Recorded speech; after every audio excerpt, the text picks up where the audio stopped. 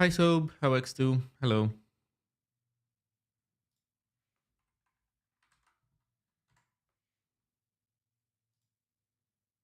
Hello, hello. Hello, Ron. Okay. Let me go make some tea and then we can start. I don't have a well-defined agenda. I have stuff to do, but I don't have a well-defined agenda. So I guess we'll see. We'll decide as we go.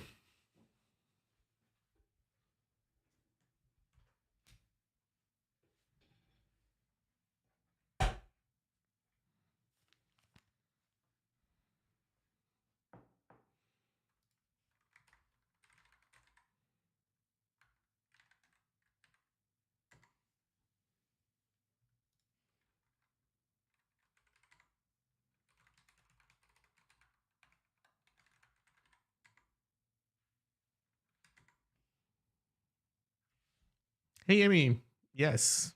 Hello. Hey hello Licious. Hello everybody. Okay, give me a sec. I'll be right back.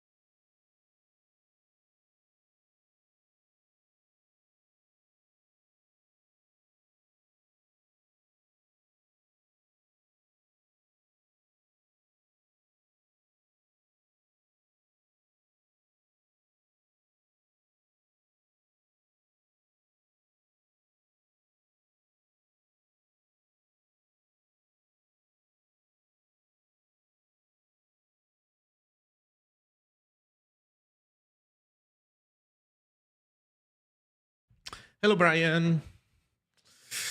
Hey, Svan Hermelen. Thank you very much. $25 to the ZSF. Thank you, thank you, thank you. Much appreciated. Hello, everybody. Hello, hello.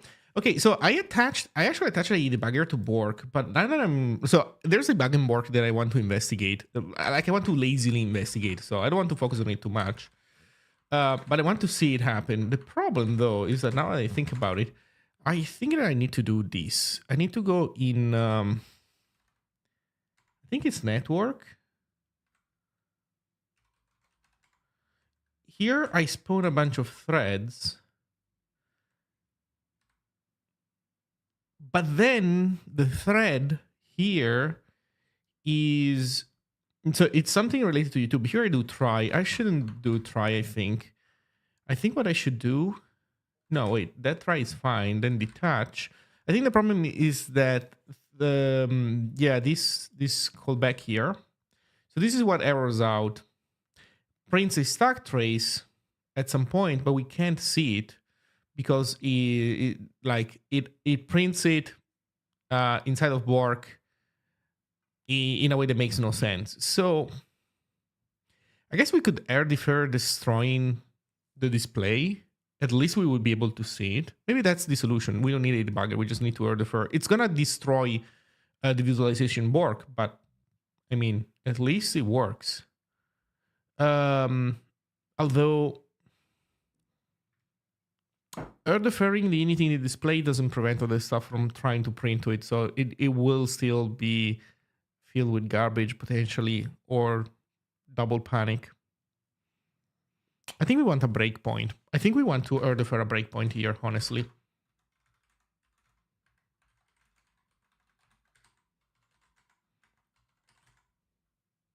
I think this is what we want.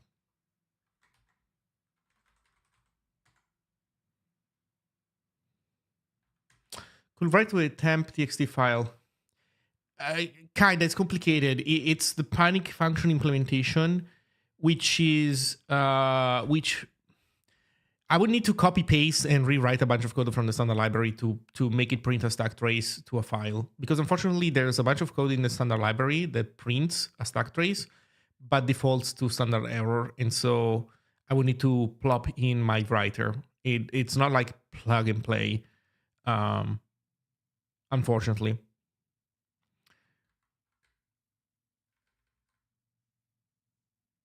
Yeah, and in any case, I don't think so. The point is, I don't think this code is panicking. I think this code is erroring out, and while erroring out, it bubbles up the error to the top level of the thread, which causes the Zig error to turn into a stack trace.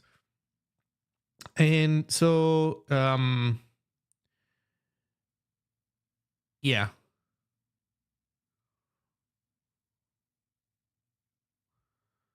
Still no emojis. So there's a bug that at some point prevents messages from printing emotes. I don't know that what triggers that one. That one also needs to be investigated. But so far, it's working. So let me restart Bork. So I restarted Bork.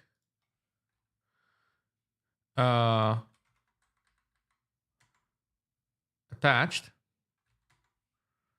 Continue. So so this one is from Brian from YouTube. Okay, so that's why we see it still. X2 has just messaged. Okay, so that works. Got my cap, by the way. Not coffee, tea, but yeah.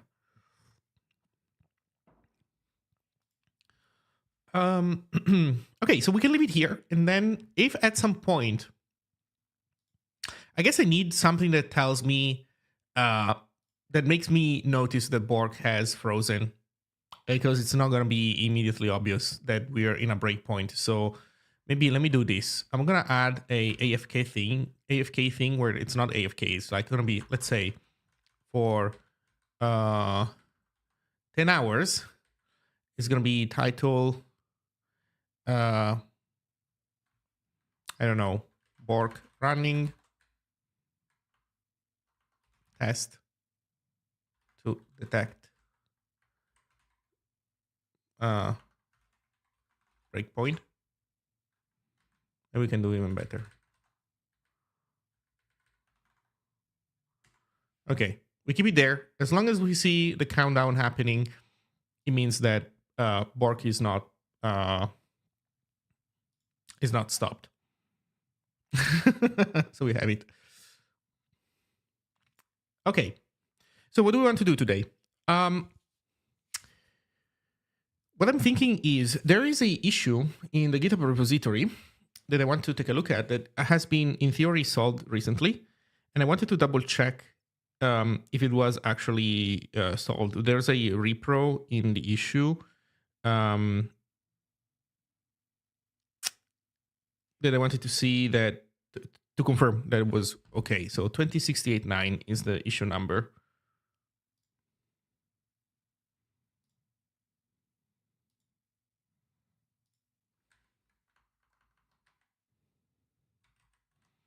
And if we see that it's complicated to reproduce, then I'm not gonna do it on stream. That's fine. So basically, at some point, Sigo regressed, and then 4 days ago, Alex merged the APR that would solve this. So let's double check.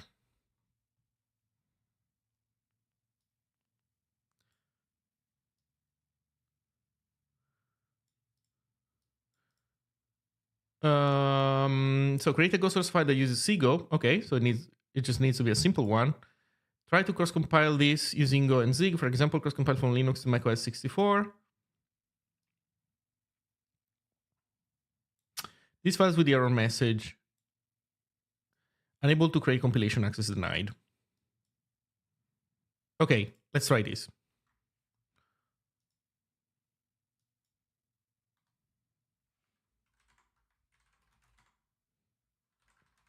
Which Go I have?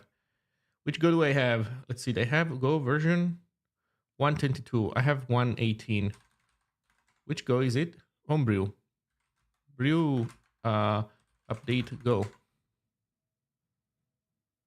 Brew upgrade Go.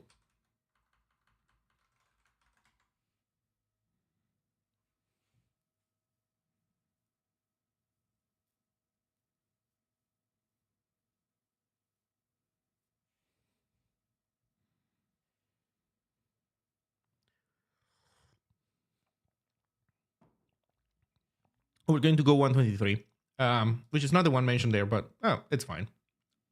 Maybe. I don't know. Let's see how it goes. Okay. HX test to go. Doesn't Brew make you feel good inside? Not really. I'm actually surprised that it's only updating Go and not updating everything in my system. Okay, so main just prints 10.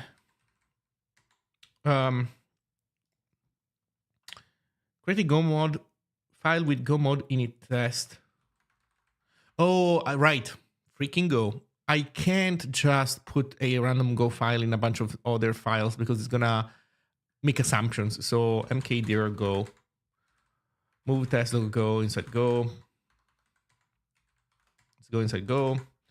Okay, Go. What was it? Go mod init test. Create a new Go mode. Try to cross compile using, for example, cross compile from Linux to Mac x64. Which in our case, it's not from Linux, but it is still cross compilation because we are on Arch Mac.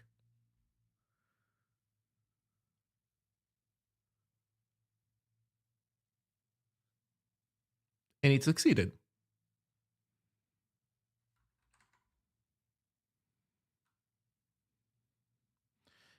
What can I use to inspect the contents of an archive? Is there any nice tool that can read like they can give me like a breakdown of what's in there, like something like readelf? You know what? I'll try to just run readelf on it. Doesn't seem to be the right tool, but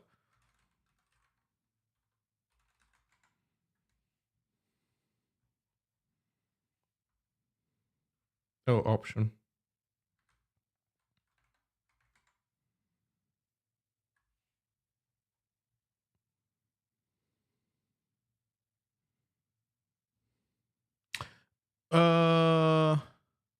file.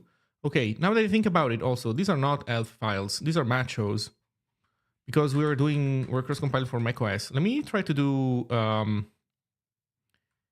AMD64 Linux.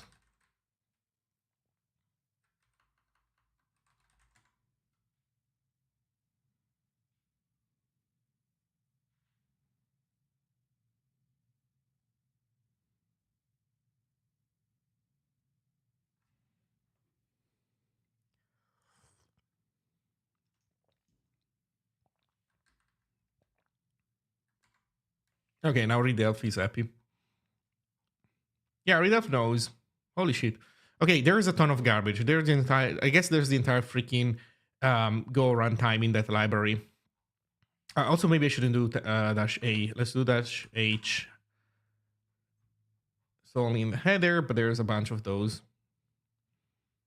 There's a bunch of object files in there. Okay, so I don't know. It's like reasonable. We haven't confirmed that it works, but it does not fail like this says, which is interesting because I don't have that patch. So let me try. So far I'm failing to reproduce this. Let's see how we fare on Linux.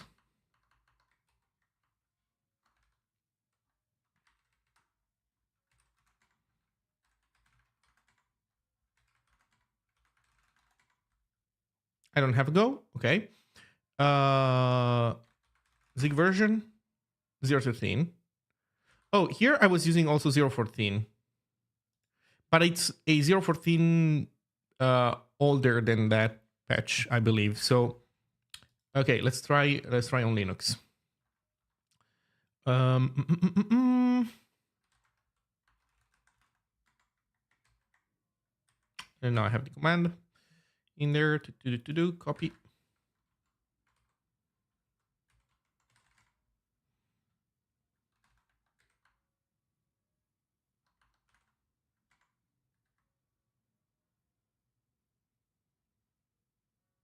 Oh, look, I'm getting 122, which is what they have.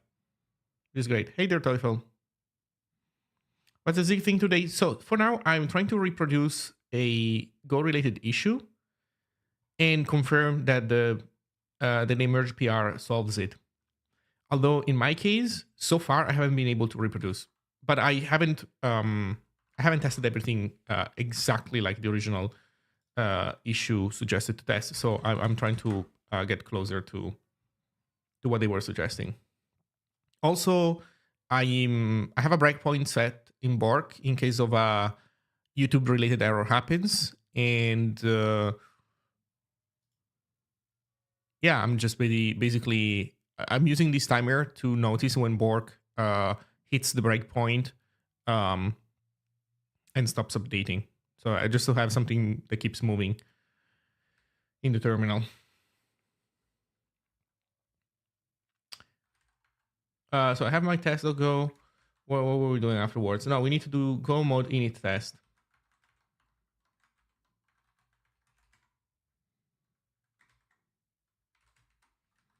Then we copy.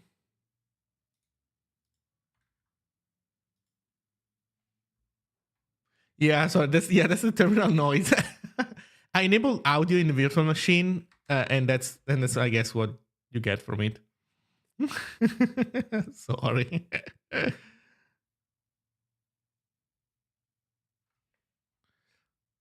So, do we have like a read macho on Mac? Can you help fixing all your code base stockfish build.zig? It's pretty small, not much work. Yeah, sure. Okay, let's take a look at this after I'm done with this. If I'm forgetting, remind me, Andrew, and I'll do it right after I'm done with this. Wait, did I not press enter? Oh, there we go. Runtime ago error, unable to create compilation, unexpected. Okay, so we get a slightly different error, but we do get something. So yeah, that's cool.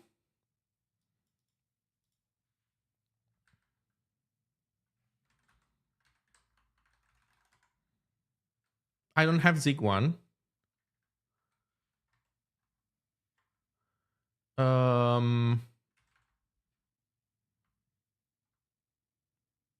I really not have Zig 1? Oh, I have Zig too? What? I don't even have Zig too. Okay, what's going on is that my Zig folder is not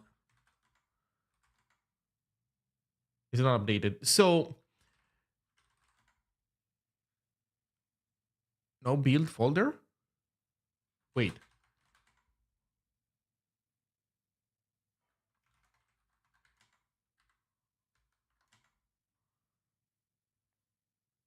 Oh, I'm using Zig up here? I have Zig up. Okay. So the problem now with Zig up is that it will not allow me to get a older version of Zig 014. Although it doesn't matter, I guess. What matters is that the latest Zig 014 one is updated recently enough. Is up to date enough.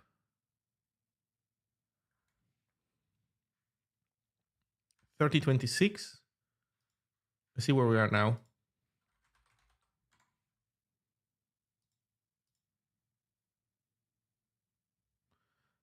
3026. Well, no, wait. That doesn't say anything. That doesn't say when it was released. So we see the date. Oh, that's 2nd of February. I would say that's recent enough.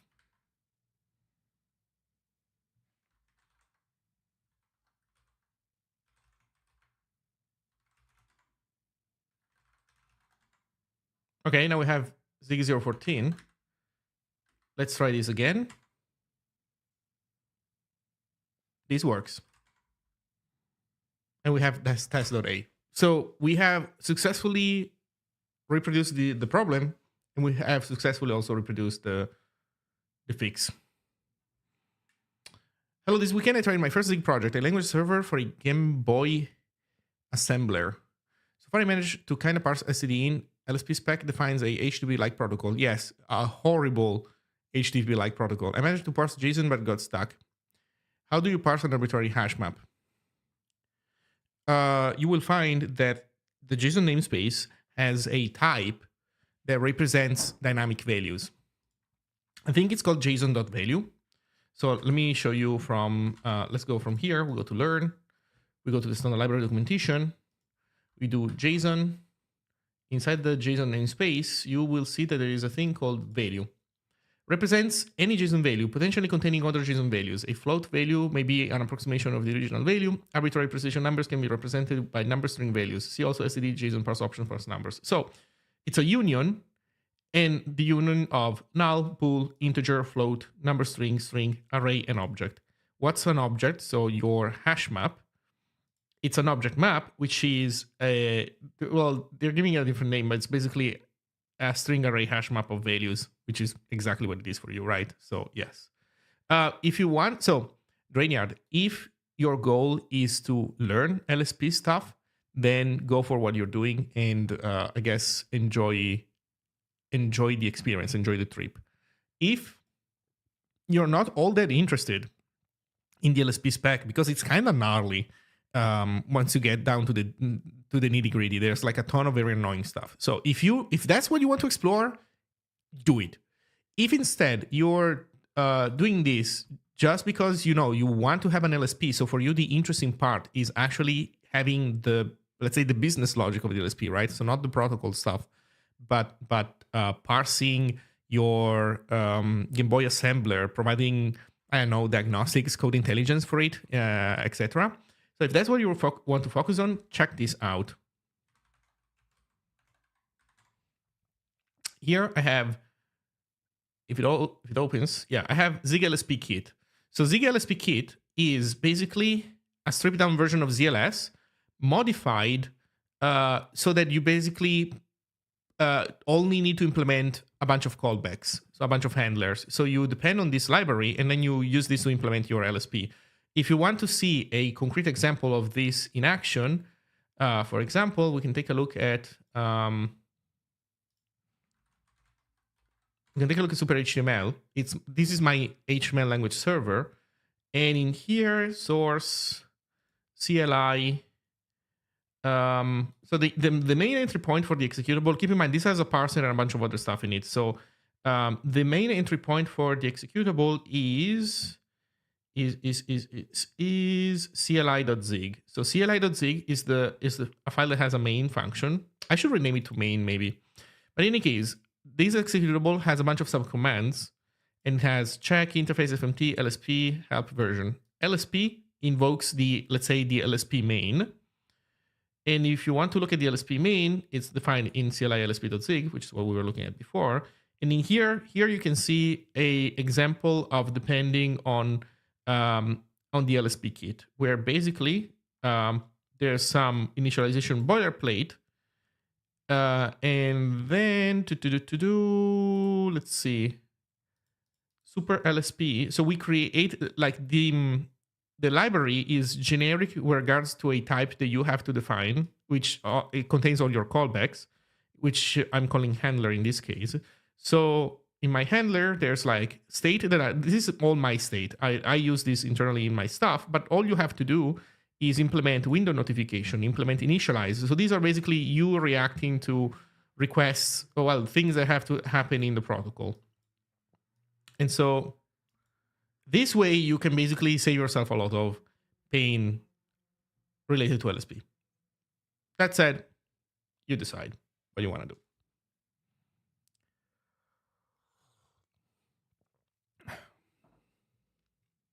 I want to explore concurrency in Zig. The lack of async is the only thing stopping me. It feels like Zig applications cannot be industrial grade because it refuses to epoll. What? Why do you say that Zig refuses to epoll? Who said that? What? You can use epoll, you can use k-event, you can use IO O-ring from Zig, and it works. It does not have async in the language to create coroutines, and I can see that being a feature that you care about and you want, and without which you don't want to explore the language. But that is, how can I say, that does not connect with it refuses to epoll. Zig does not refuse to epoll at all. Actually, so on top of being able to use everything that exists in C, so we can use C stuff, there's also Zig native implementations of event loops like libxev.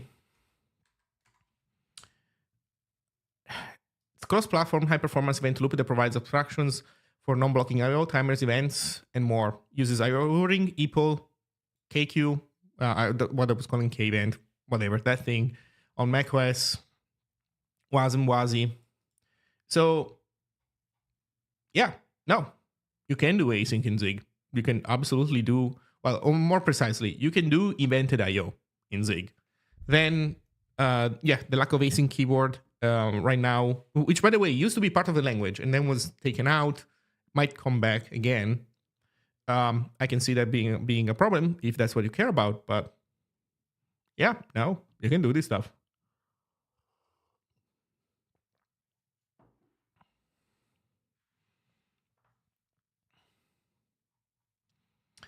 Okay.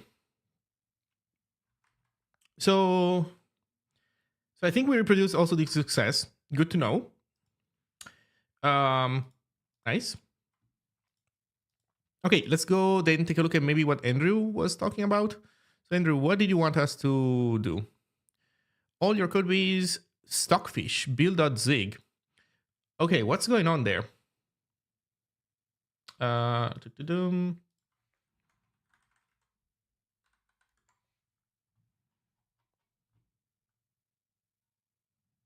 Problem statement. Thank you.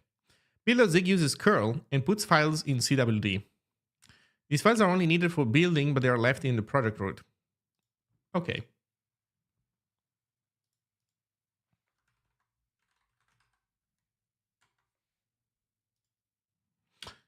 Okay, who has submitted this? Is it? Oh, okay, so this is all from Jim. Build.zig. Option embed nets, option small net, option big net.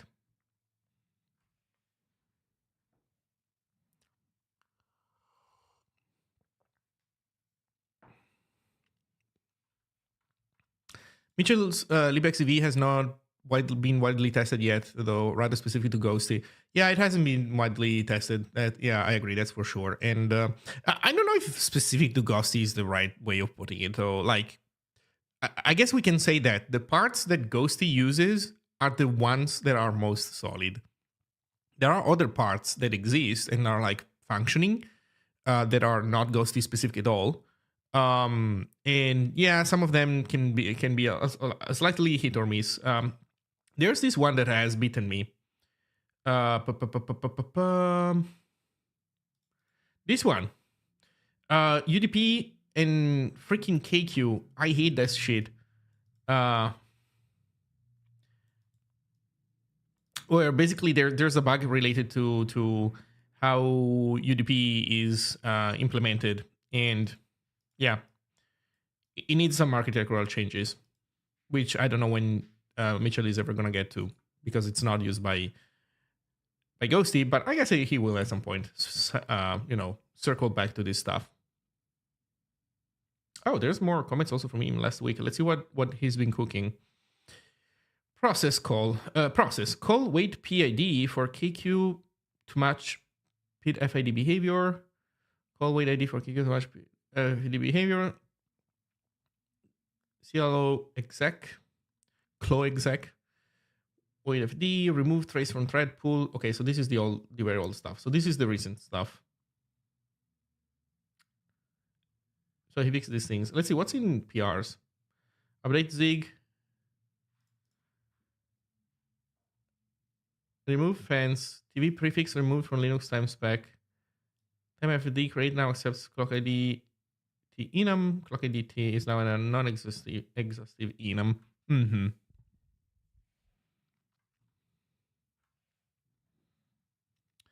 Define our stuff, Soulstone, a little bit better. As in, like, what features were you interested in? Like, what subsets of libxcv?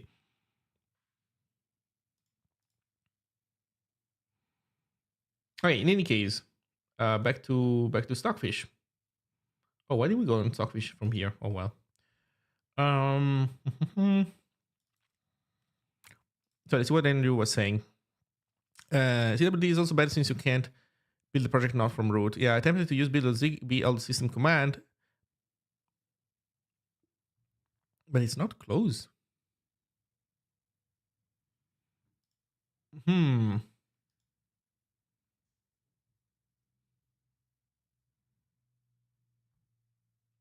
So this is the problematic part. Download NNUE.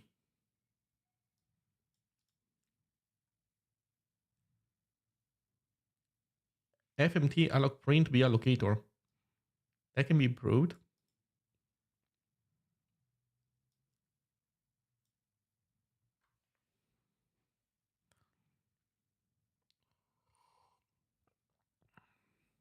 I had success with the TCP watcher for IPC stuff.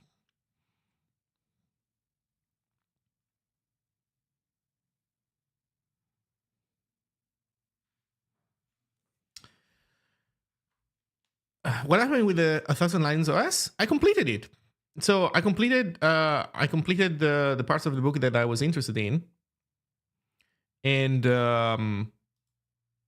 so yeah, I got the basics that I wanted: virtual memory, user mode processes, process switching, and that was it. So yeah, that was fine. I wanted to do an extra thing where I wanted to give it the ability to print nice stack traces, which it's currently not able to do.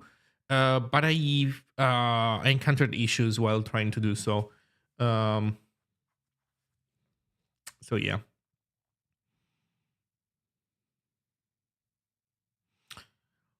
By the way, if you're interested, all this stuff is in here. This repo has it all.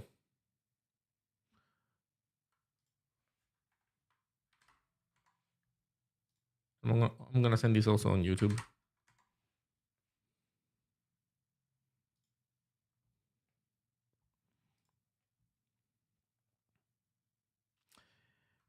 Okay.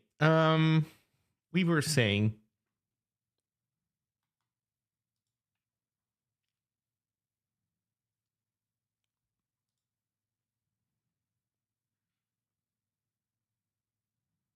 Stockfish.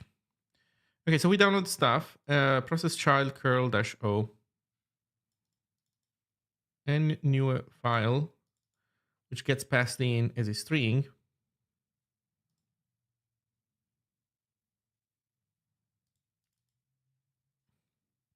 So that becomes also the output file name. Where do we call? Okay, you know what? I think I want to clone this repo basically.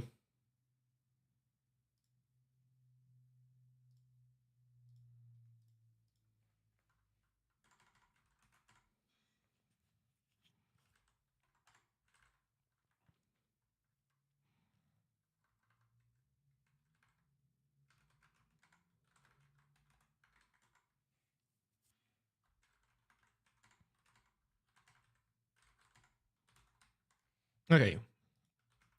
Where does it get called? Okay, small net, big net. Go to definition, small net. Okay, so these are the file names, and I guess they just get downloaded.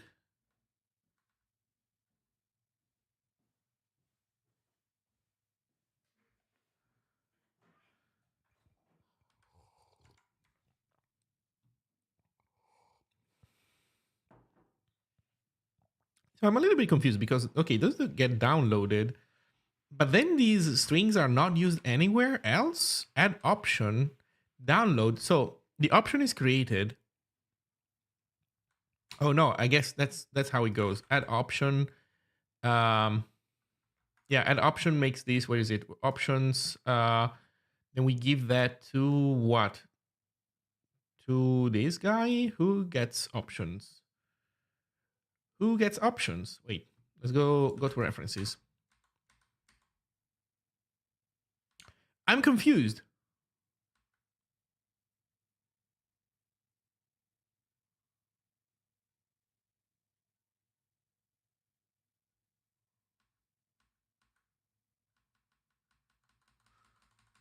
Who's using those options? Nobody's using those options. So I think the gym kind of either had plans for these things and then those plans never ended up materializing, or kind of confused what b dot option is versus b add options.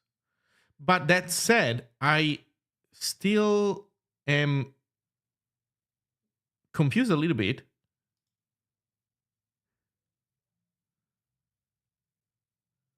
by a few things.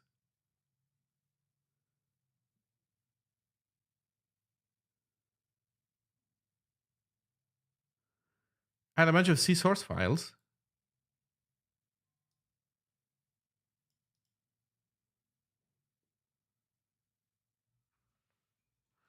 CPP code expects them to be named in a certain way. But I'm guessing the CPP code doesn't just expect them to be named a certain way. It expects them to also be located in the current working directory, does it not? I think that's also another assumption. It has to be, right? Because we're not communicating this information to them in like to those source files in any way.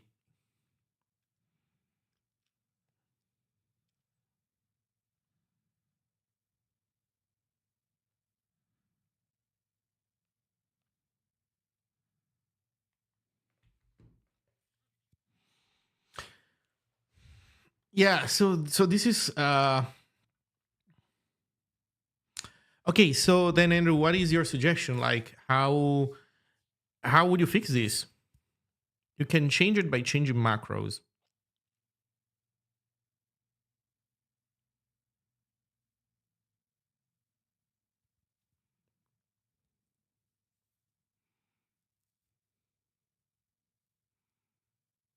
Okay.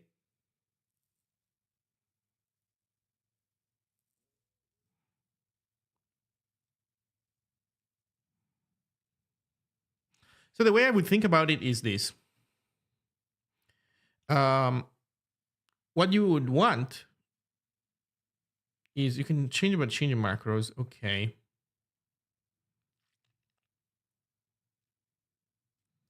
if embed nets.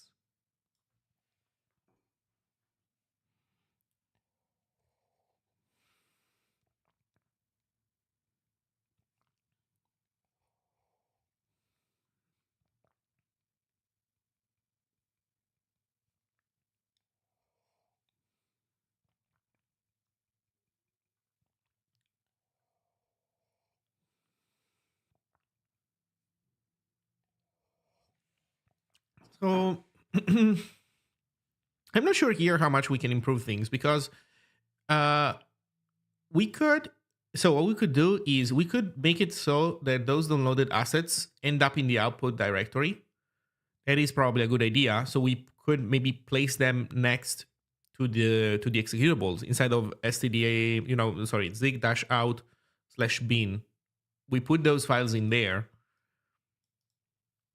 That's one thing that we could do.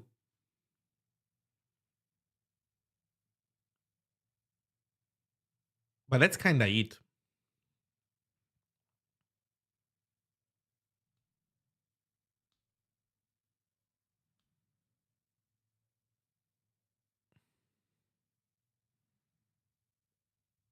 Yeah, that is really kind of it. I don't think there's much more that we can do.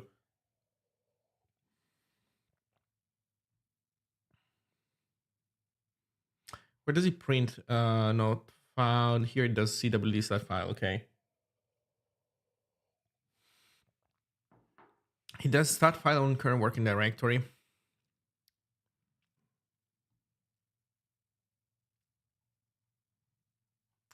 So here's another improvement that we can make. That's trivial.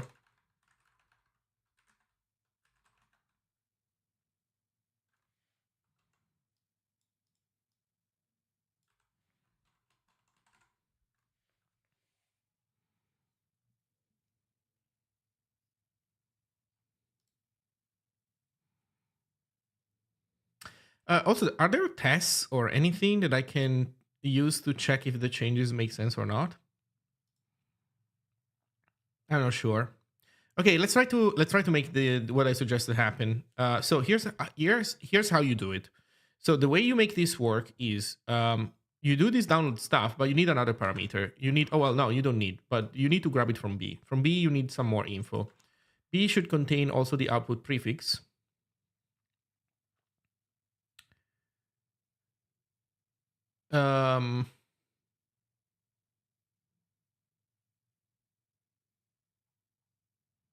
Let's see. Graph install allocator user verbose reference invalid top level steps install prefix. There we go. So we want to look at the installed prefix. Maybe at the exe Is this going to be relative to install prefix or not? I guess we can. Let's do this.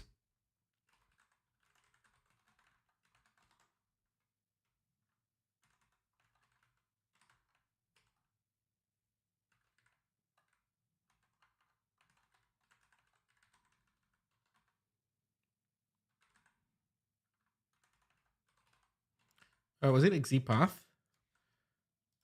Wait, I think it said dir, but it says dir, but it's a string. Oh, I'm guessing, the fact that it says dir, it means that it's not a path. So I guess we probably want to do this.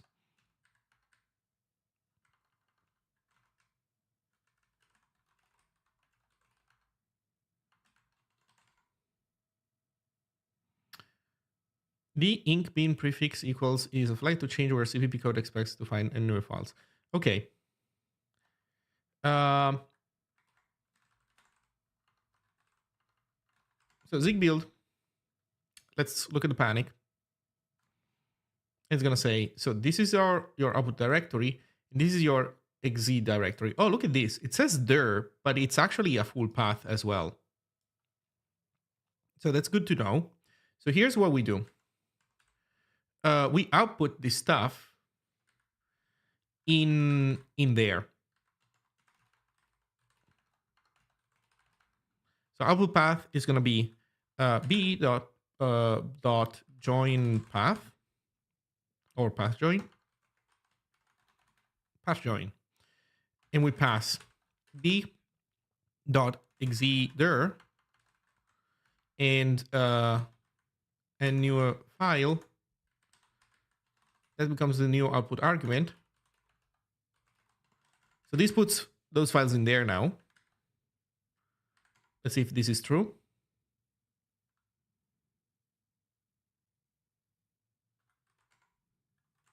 ls. Oh, I still have trash in here. Let's see, zig 3 zig out. Bean stockfish. This did not work. Wait. Process child init. Add output file arg? No, absolutely not. Add output file arg. Add output file arg it's different. This is when you want to have the caching system be involved, but in this case, we don't gain anything by involving the cache system. I just want to have curl output somewhere else. Oh, you know what? Maybe happened. Maybe. Oh yeah, look at this. We're doing. Okay, what happened is that we run. Well, what happened is that ZLS ran this build script for us before. And so it created those files, and then I failed to update the check. So now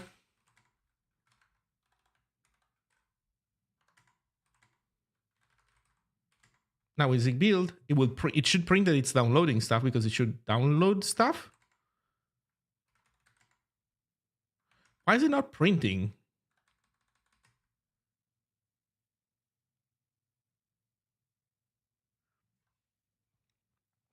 You don't gain anything by caching? No, you don't gain anything. Well, how do you... Here's the problem. How do you know is those files are like good or not? Like the cache system... The cache system can't do anything more sophisticated than what we're already doing when the source file is a remote file hosted somewhere else. So I don't know. I don't see any reason. You would have basically those 70 megabytes copied in the cache, and that's kind of it. Okay, so this worked, although I'm curious as to why it did not print no file found downloading. So this print is not showing for some reason. You know what? Maybe the print just got like obliterated by this stuff. Sorry, not this stuff, but like by printing like progress. So that's not. I don't know.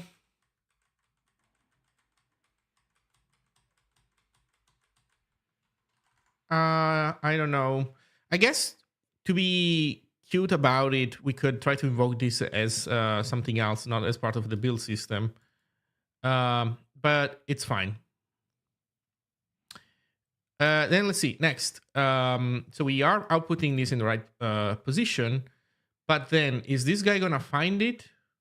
So you said that there is like the ink bin prefix. I guess the question is, do we need these files at build time or do we need these files at runtime? What happens if I do zig build run? I expect this to fail. It works. It doesn't complain. What if I nuke its files?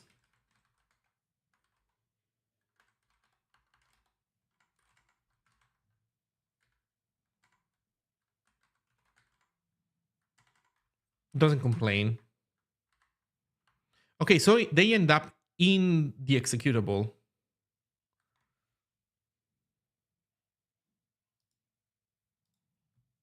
Embed nets. So this is what this stuff is about.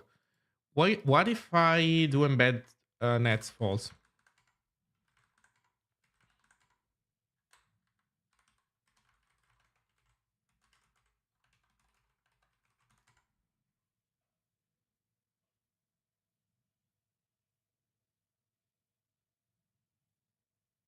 Invalid option, the embed nets.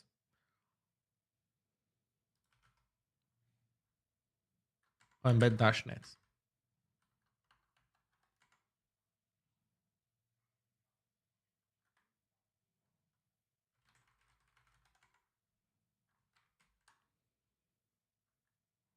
I would expect at this point this.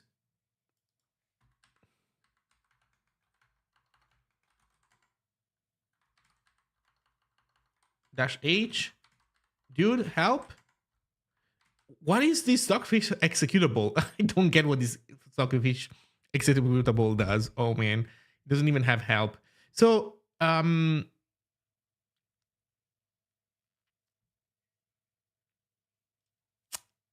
yeah, I don't know. I feel like there's something borked. Isn't it just UCI? I don't know. It's expecting some kind of protocol, communication protocol, maybe. But would it hurt so much to have some kind of like -- help support? There we go.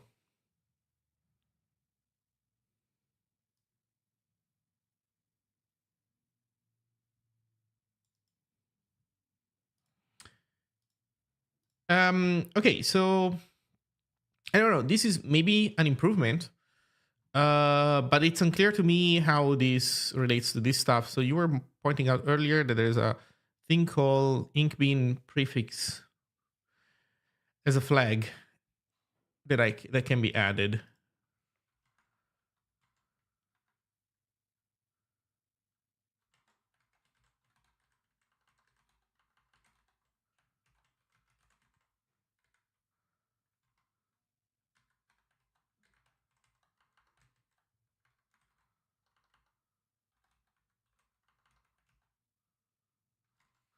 Also, do we know which one? Because there's two here. Embed nets. Small net, big net. Oh, I guess both. Okay, so the file name is set in stone. I think I get it. The file name is set in stone. And then all it wants is optionally the path where this is stored. So that would be b.exe there. Like this. Unable to resolve comp time value. That's fair.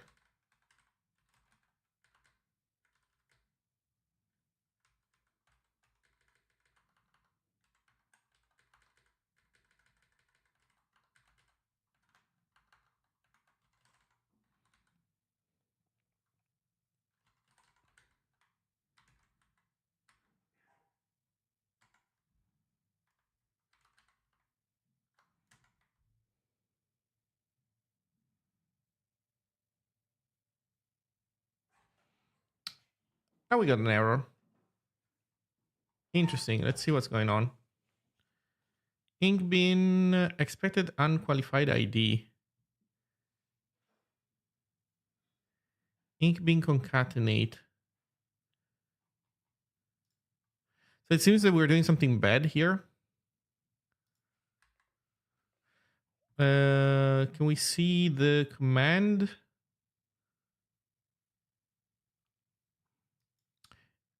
-d inkbean prefix equals zig out bin.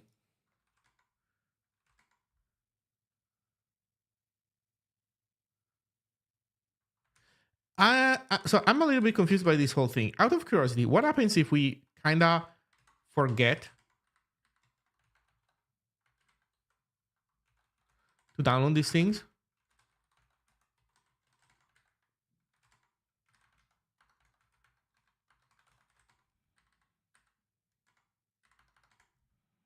And I run Zig build and they're missing. Like, it doesn't complain if they're missing.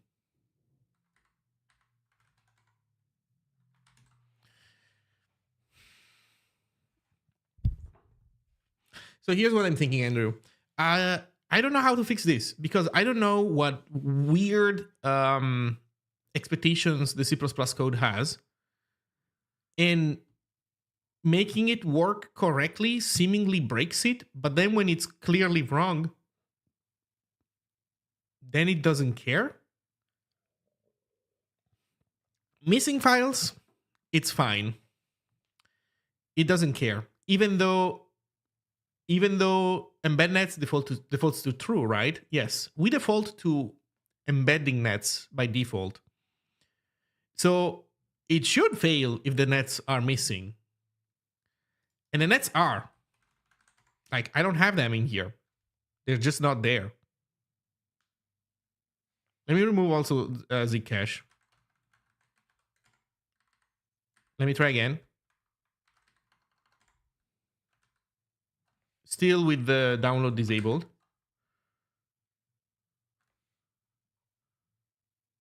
Oh, there we go.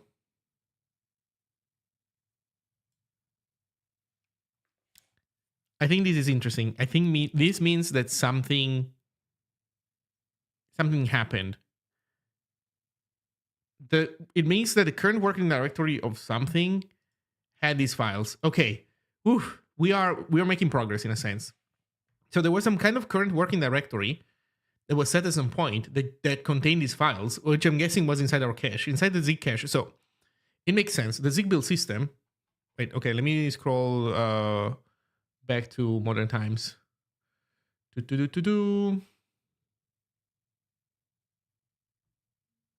So when we run the build system, when we run Zig build, at some point the executable or some child process CDs into the cache directory, into Zig cache, which makes sense. So I guess those files ended up in there somehow, I guess. And so that's how they were detected. So now I took them out, and now this is not working, let's say, quote unquote, as expected.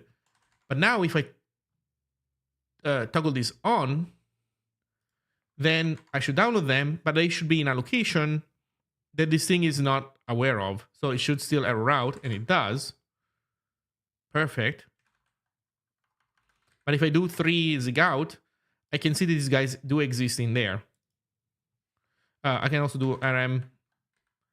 Let me remove zig out, because there's also a stockfish executable that was there from before. Now we run zig build. We get the download.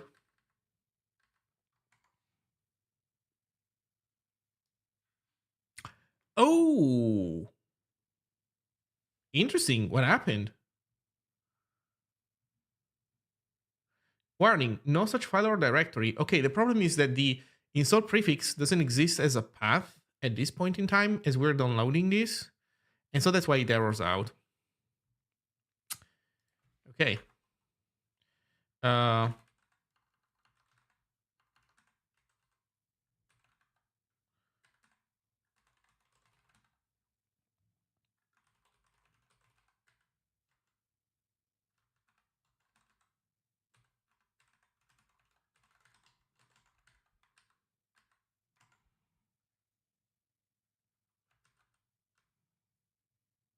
Is there like b.make path by any chance?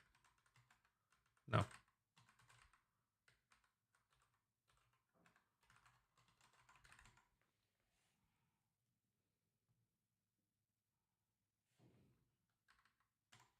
Okay, so this is what I was expecting.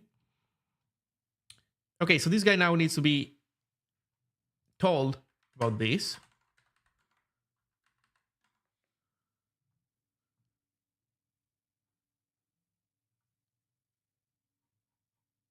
But it poops itself.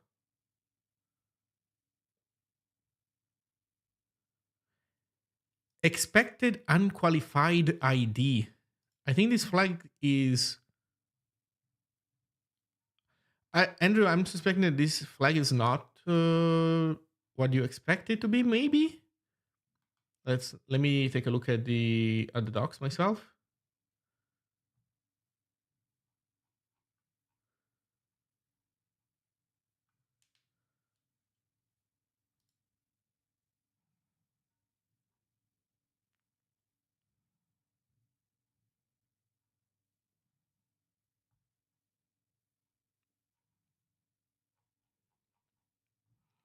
Targets Windows, macOS, Android cross compilation for all platforms using Zig.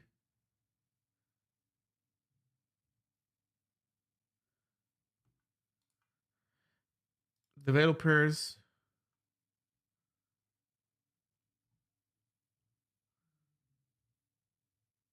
Governance and responsibility. Where's that flag even mentioned? What's it called? Ink beam prefix. Not mentioned anywhere in here. Interesting. Okay, let's take a look at the well, the README is what we are looking at right now.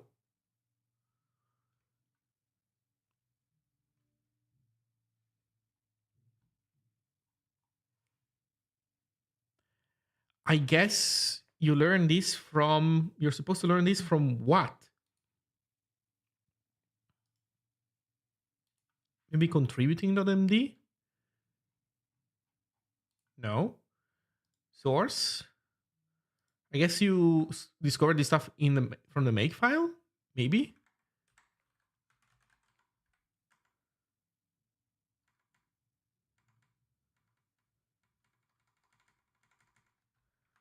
No.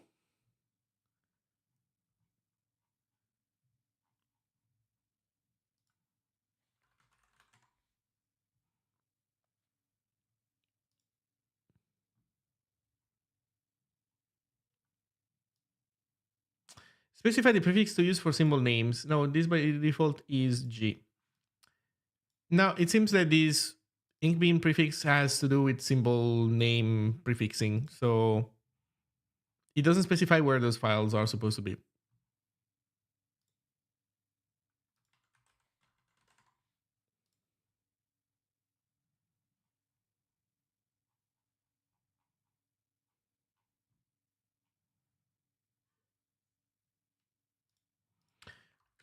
Let's see if we can find like a line that errors out. In line ASM 5, in line ASM 20, could not find inkbeam file.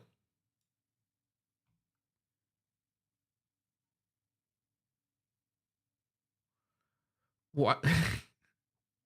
Wait, why does it say inline ASM? God damn it, man. Could not find inkbeam file. Okay, let's see if we can find this message in here.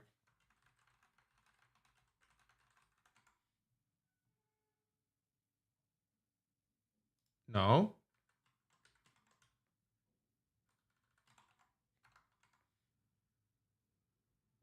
Oh no. Let's just do inkbeam file. I guess this message is not coming from... Where's this message coming from?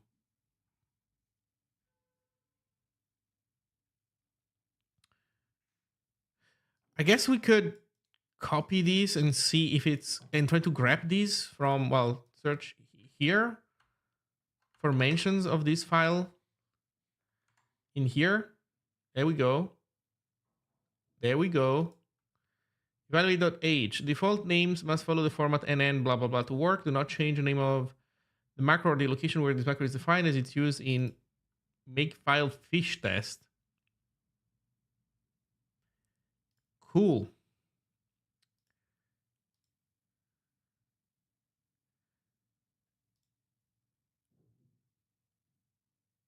And then this calls inkbeam.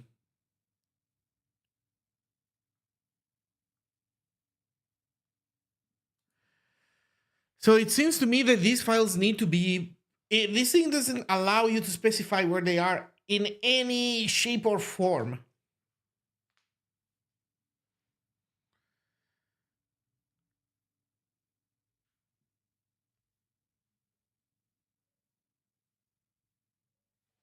I guess we can take a look maybe at that macro.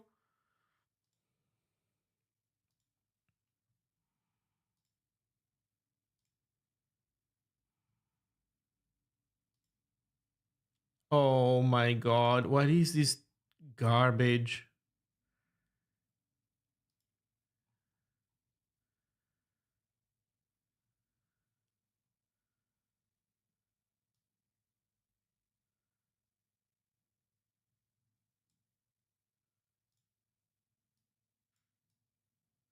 The symbol names are a concatenation of inkbeam prefix before name with data as well as end size after. An example is provided below.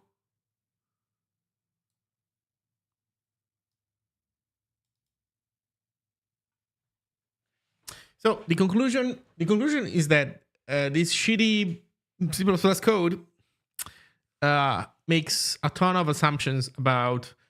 Well, it assumes that the file locations are like the files are present with that name, fine, but also present in the current working directory. There's just no No way around it. Like they would have to engineer a way of allowing you to specify a location for those files, or at least a prefix path for those files. And yeah, they don't have this. So it's just I would say that this is a ill-behaved project that doesn't allow you to it doesn't allow you to manage it nicely, like in an elegant way through the build system. So there's no way of hooking this to the caching system. Let's say that that's what you wanted to do. Like it's just, yeah, it just doesn't allow you to specify this. So, and the thing that seemed promising, like the prefix flag, apparently changes symbol names. It doesn't impact at all where these files are expected to be. I'm also kind of curious, what do they use to embed these files? Like how does embedding them work?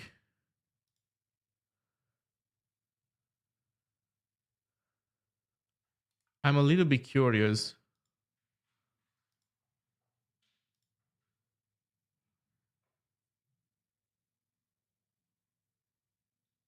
Load small network.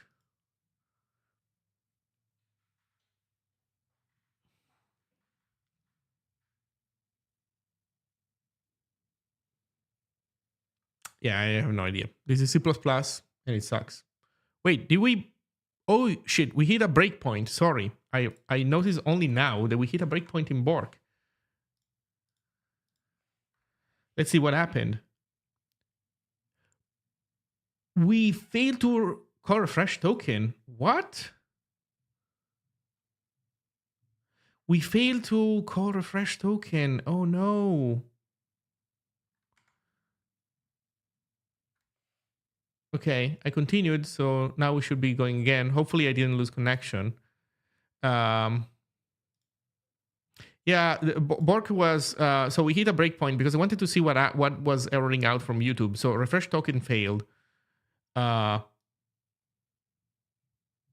Interestingly. So we know that the problem is going to be in there. Let's see what were you guys saying in the meantime. Yeah, Bork worked, so don't worry. This was my plan all along. So we now know where the YouTube where to look forward. Sorry, where to continue investigating for YouTube stuff. Let's see. C++ doesn't have embed, but ASM does. Oh shit.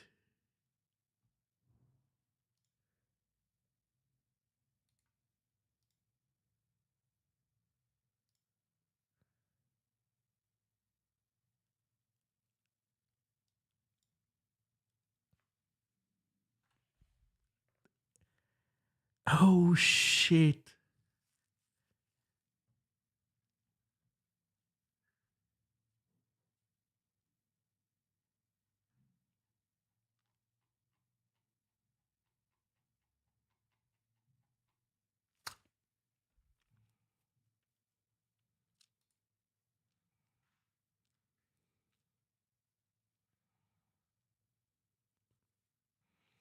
Is it that the C++ macro is expecting a quoted string and not just a string?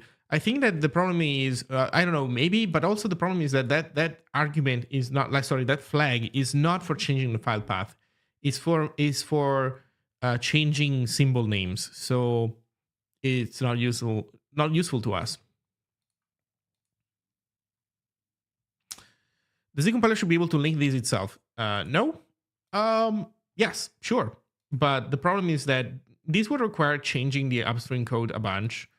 And I personally consider these out of scope. For me personally, honestly, if the maintainer, Jim, or somebody really interested in looking into this stuff would be interested in a minimal patch so that they can, make these stockfish better behaved, or, even better, upstream some code so that the official project becomes more flexible, that would be cool.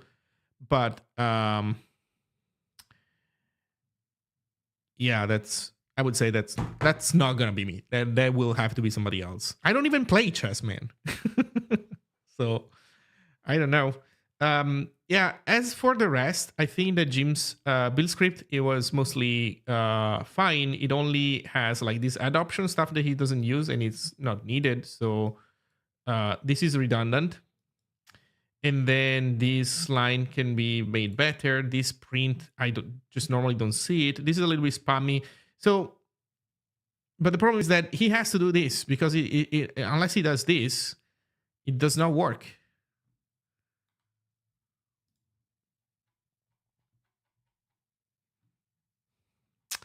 I made this mk.env.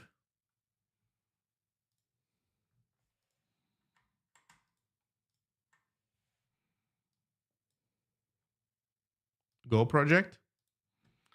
Simplify your .env files one variable at a time. mk.env is a lightweight and efficient tool for managing your env files. Whether you're adding, updating, or replacing environment variables, make.env makes it easy and hassle-free. I see. I normally don't need to change my environment, so... But makes sense. Nice. Your first one?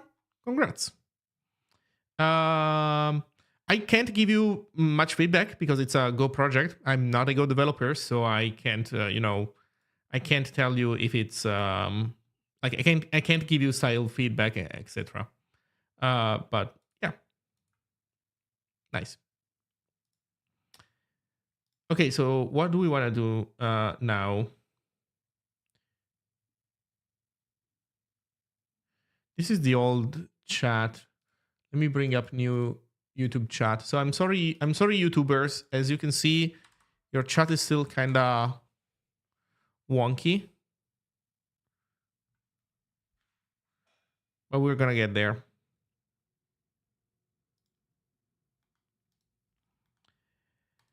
Okay, so what do we want to do next? I don't know. Does anybody have any Zig question that they want to ask? Just got here. The problem is with build finding the NNUE files. No, not exactly. The problem is that the C++ project hard codes into the code kind of strongly the assumption that those files are present in the current working directory. And it doesn't allow you to somehow specify a path where to find those files. They have to be in the current working directory. So that unfortunately is problematic because to have the build system, to be able to leverage the build system and make the build nicer, you would need the ability to specify through a macro flag, like a macro definition or something, to specify the location of those files so that you can point maybe in the cache system if you want, or like directly an output directory. The problem with this is that like the reason why this project is like this is that in the C and C++ world, it happens very often that projects assume that you will be building your project and creating temporary files in the same directory where your source code lives. It's like taking a shit where you eat, in my opinion, but or vice versa, eat where you take shits normally. You decide which one it is. but that's how they do it. And it's so weird. I don't know. Has anybody here like built C projects? They're all like this. That's a wild take. They're all like this. Let's find one that is supposedly well behaved. Let's look at Redis. Because I think that Redis also does the same. Just to name one. But like I've seen this a bunch of times.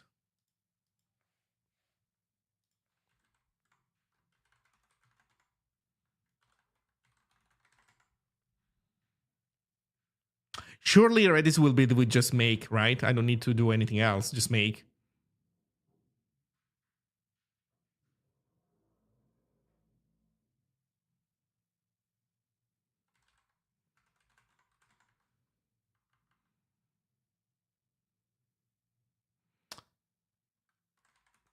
Make.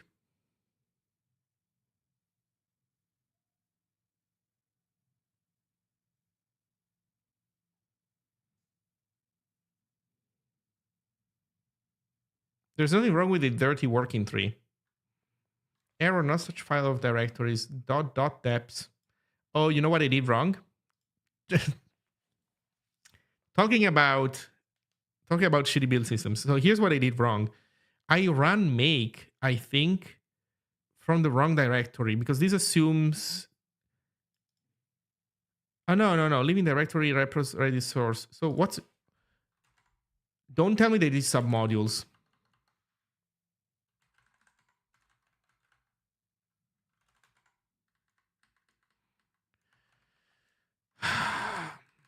Okay, how do you clone also submodules? I forget. Actually, do they tell me? As simple as make. Well, apparently not.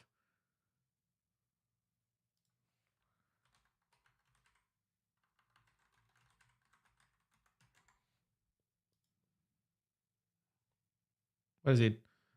Recurse submodules? That's it?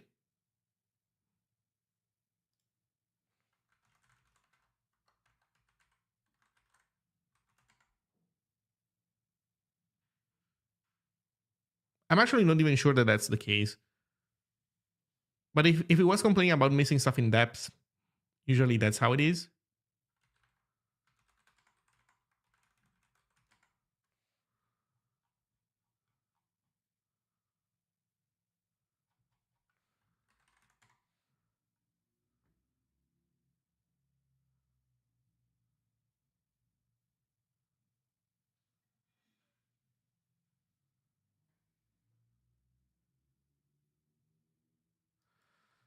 Bro!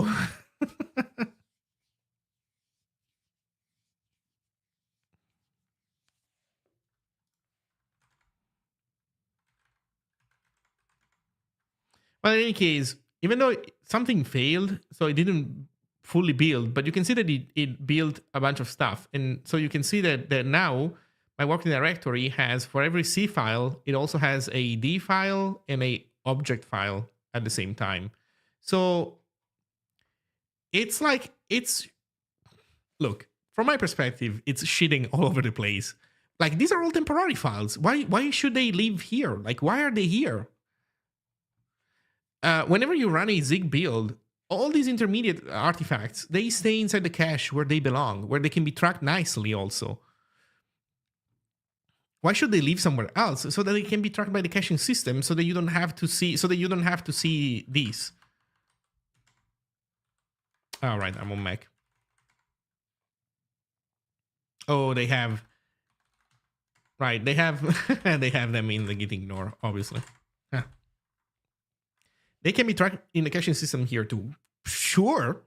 I mean, you can definitely have a nice dinner in a in a dumpster bin. Absolutely. But I don't see any reason for them to live here and pollute everything.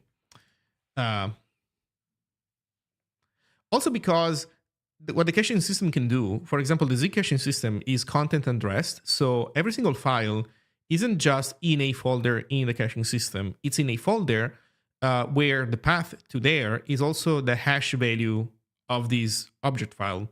So let's say that I'm like, going back and forth between a couple versions of a module, of a compilation unit. What happens is that it keeps track of the old version also. So if you like, you don't only cache the latest version, you also have in the cache previous versions, and you won't need to rebuild them.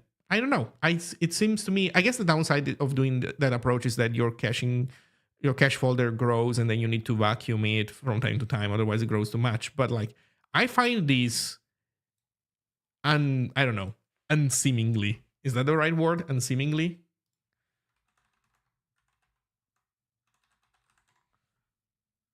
Unseemly. Not proper or appropriate. It's unseemly.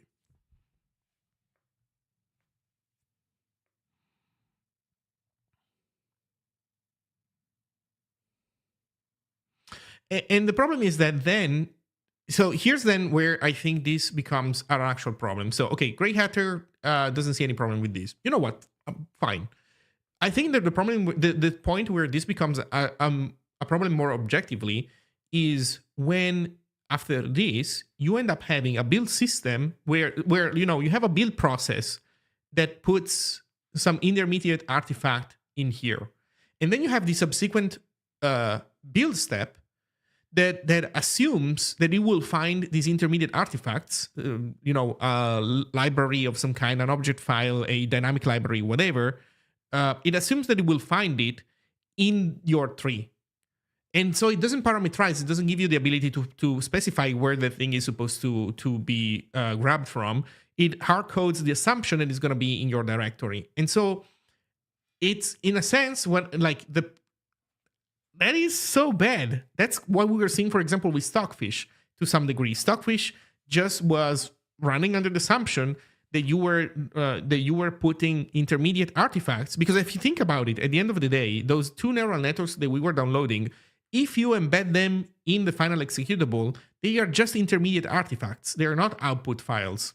I was actually, as I was trying to change this and like wrap my head around how things work, I'm now realized that if you don't embed those nets and you load them at runtime, then they need to be considered output artifacts. Maybe they shouldn't go inside of bin, but they should go somewhere in the output prefix. But if you do embed them, then they are not output artifacts. They are just intermediate artifacts. And so you want to keep them. You don't want to put them in any output thing. So, but this thing hard codes all these assumptions that you do this mess every single time. So I don't know. They should be source files. That's another fair way of looking at it. Yes, maybe. In any case, it is what it is with this project. So let's see. Questions. Is Zig or Go better? Right. That's a very earnest question from Emmy, huh? I don't know. You know what? I will let chat decide. I am not going to express myself, and I will just let chat decide which one is better. If it's Zig or Go. You all decide. I will abide by chat's decision. So whatever you decide for this stream only, I will accept your conclusion and happily run with it. I decided that why should I? So I could share my opinions on things just like I did and tell you my truth. But why do that? Let's give the audience what they want. So you decide. And I will just run with it so that I can ride the wave. I was trying to prompt you like an LLM. I've just joined. What are you doing today? I've been... I was testing if a issue reported on the Zig issue tracker on GitHub was fixed. Confirmed that it was fixed. Was able to reproduce it actually correctly first. So it failed correctly, then got a newer version of Zig. So it succeeded. That was great.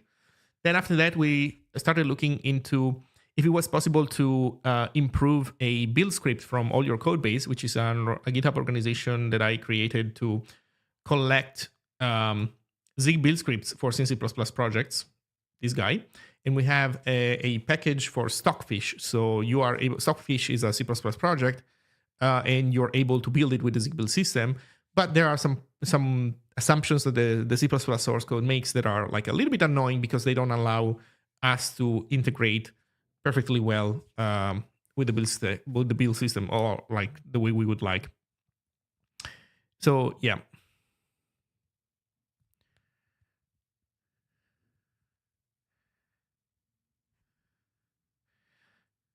You can do it two-step build, change the directory where all files are stored, but it sucks. It isn't default.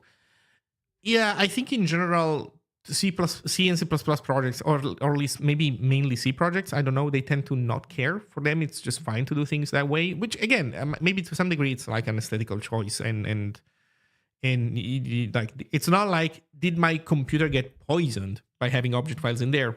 No, both the computer and I survived the experience. So it's not a bad, but I do think that it leads you to create suboptimal compositions of different build processes when you start relying on the assumption that all those intermediate artifacts will be intertwined, will be all intermixed with where your output is also.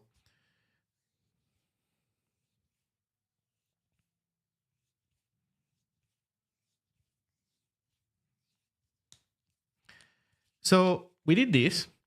I need to think of what to do next, huh? Now, let me think. In any case, I see there's a bunch of new people. So hello, everybody. Thank you for being here. If anybody has any Zig question, let me know. I am genuinely happy to answer. Maybe, more precise questions than is it better Zig or Go? Also, if you ask somebody that is doing Zig, well, not somebody that is doing Zig, but like somebody that is part of the Zig Software Foundation, which one they prefer, you will get a somewhat biased answer to some degree. Although I have to say one thing. Of all the people in the ZSF, I am the one that likes Go the most. That doesn't say anything to what ultimate degree, to what like absolute degree I do like Go or not. But I am confident that I'm the person who likes Go the most. Also, I wrote this a while ago. This was before joining the Zig Software Foundation. But I wrote this a while ago. And boy, has it made people absolutely mad.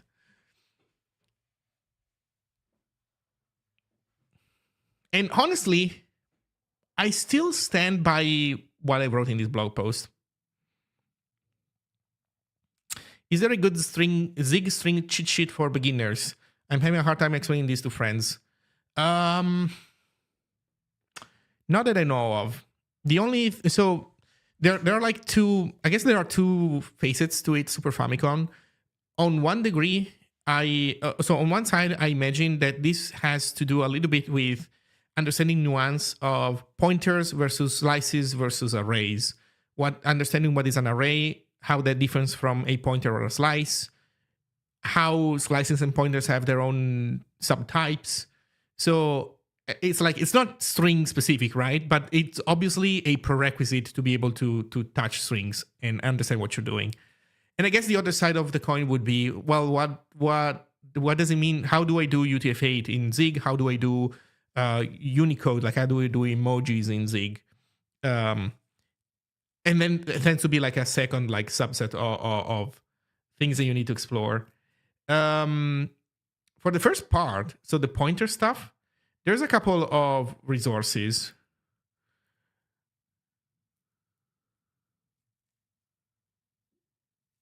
Let me think. So one, I remember the stuff that I wrote. What is a string literal in Zig? So this one is specifically about string literals. I'm gonna paste it in chat. I'm gonna paste it also in YouTube chat. Sorry, YouTube. I still have trouble making your chat work, but we'll get there. Then there's a GitHub gist that is awesome for this stuff.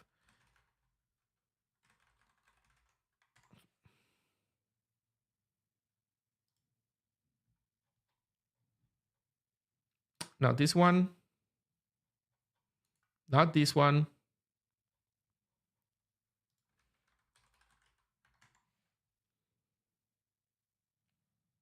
It's this one. This one is pretty good.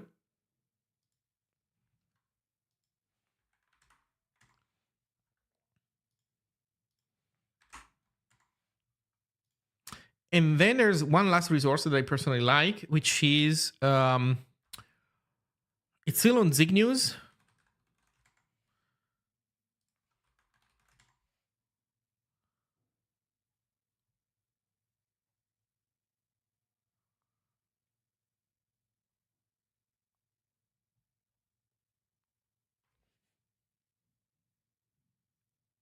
This one from David.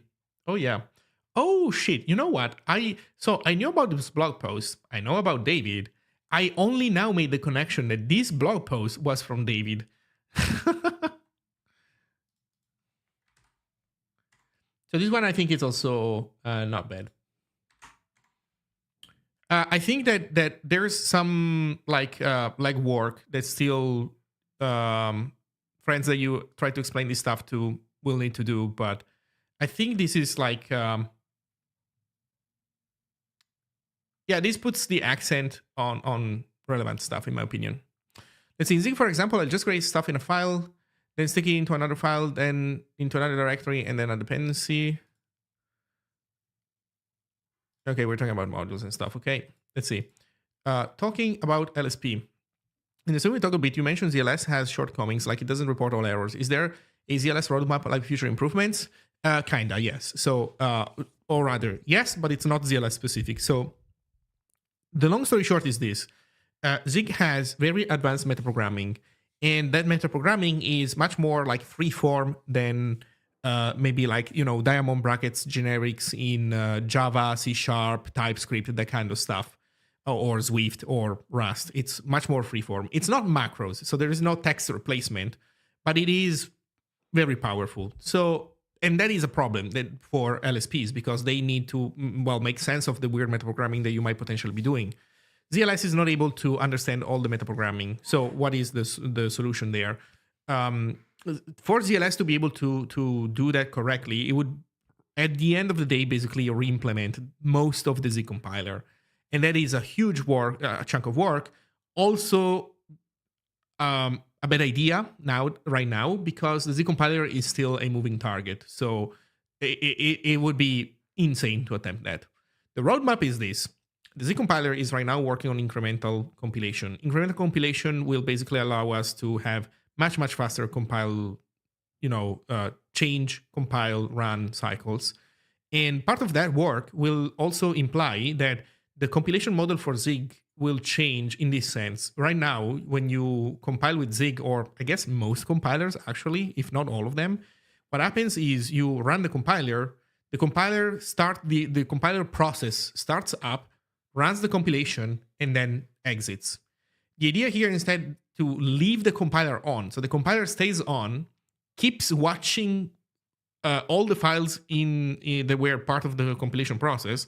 Every time you change a file, you save, the compiler triggers a new compilation, but not from scratch. Right now, it's going to do that incrementally. So it will keep track, with a given level of granularity of all the intermediate things that it needs to do to produce the final executable, and only redo work that depends on what you changed, roughly speaking. So the idea is that when the compiler is in that mode, it will also offer basically a REPL, so a command line interface, where you can ask it questions about the compilation. You can ask it about what is this type at this line? What is this type at the end of the day? So let's say that you have a complex expression, and then you can ask it, what is the type of this expression? So that will become basically the new business logic, the new basis for implementing language server features. It's not going to be, Zig is not going to have a language server integrated with it. So the Zig compiler will not speak the language server protocol, but it will have the business logic required to implement an LSP, and then ZLS, or whatever that's going to be, probably ZLS though, will basically become a bridge that will connect the compiler to the editor by doing, by asking the right questions to the compiler and ferrying this information back to the editor using the appropriate protocol, roughly speaking.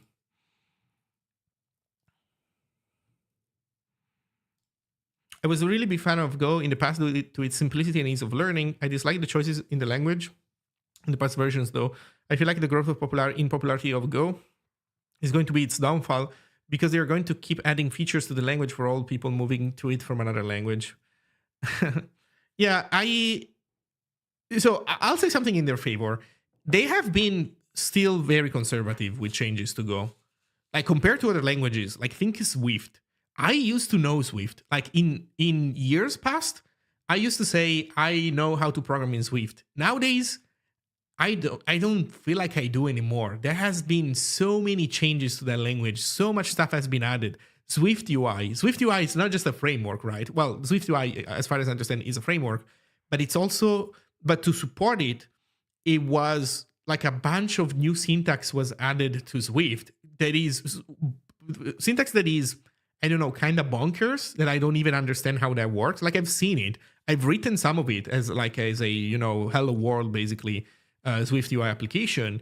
But and I understand that the model that Swift UI is implementing is basically the one of React. So I understand React. I know React. I used to know React. I don't know newest React, but I understand the basic ideas behind React. And still, I couldn't make sense of what the heck was going on exactly with Swift. So Go has been fairly conservative. Sure, they added generics, which also I do agree is a problematic feature for Go. I honestly, I don't know if it had been up to me. Not saying that this is necessarily the I'm not convinced that this is going to be 100% the right choice, but given the way I understand the language and its role in society, I would have not done generics. I think the generics will hurt the language more than they will help it.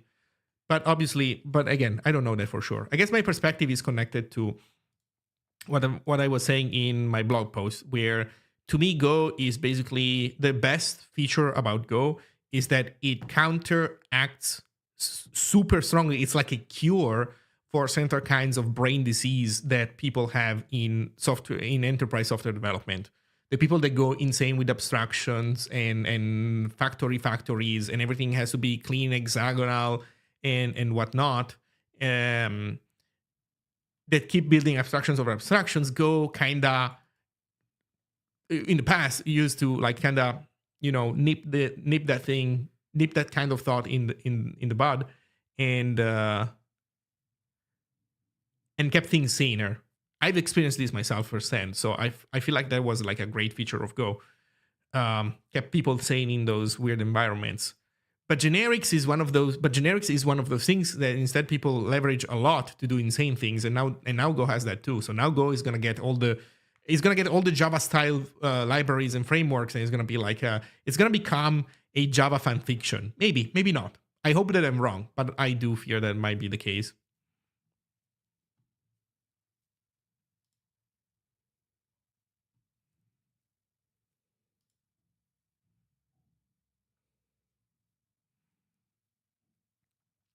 What's the next roadmap after incremental compilation?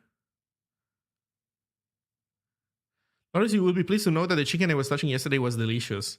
Oh, wait, you left it there to marinate like a full day? What were you marinating it with?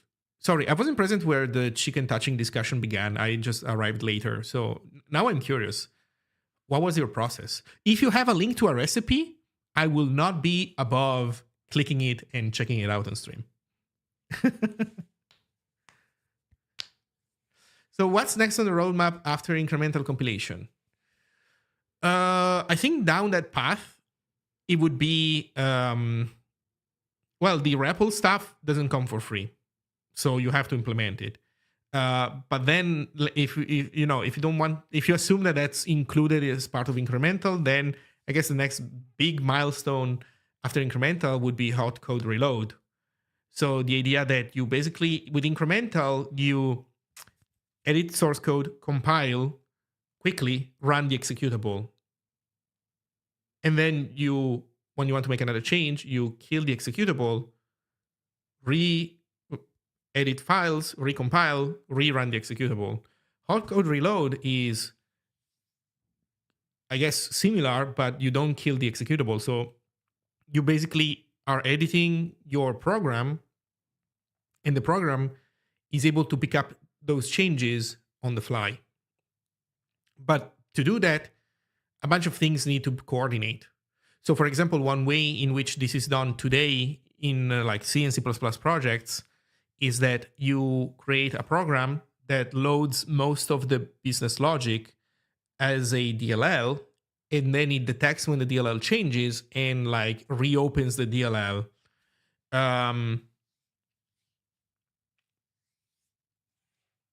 So that could be another thing.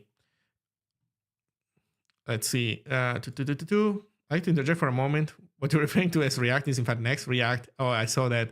I saw Primagen posting this. Is this originally from Primagen, Or no, okay, no, I get it. I get it. There was that. Okay, there was somebody who was claiming that React is the Linux kernel of web development, and then somebody, I guess, made this thing as a joke. But I guess my question is, was this originally from Primagen? Like, did Primagen make this as a joke, as a reply to the React is the Linux kernel guy, or did he just pick it up from somebody else? I really should have had it last night. Overnight is questionable, but then I was really fucking tired, so I did it for lunch today instead. It's white person butter chicken, i.e., exceptionally lazy butter chicken. Okay.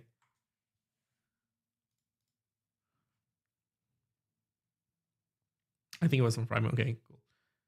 Nice. Is butter chicken really Indian? Yes, it is. It's called, oh no, Murg Makhani, and it hails from northern India. So it's a mild curry compared to many Indian curries, and outside of India, it's become just about everybody's favorite curry. Marinate for 3 hours.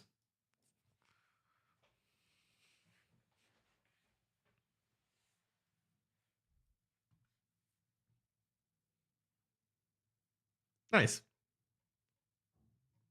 So all that touching was worth it. At the end of the day. UK loves butter chicken. Mm-hmm.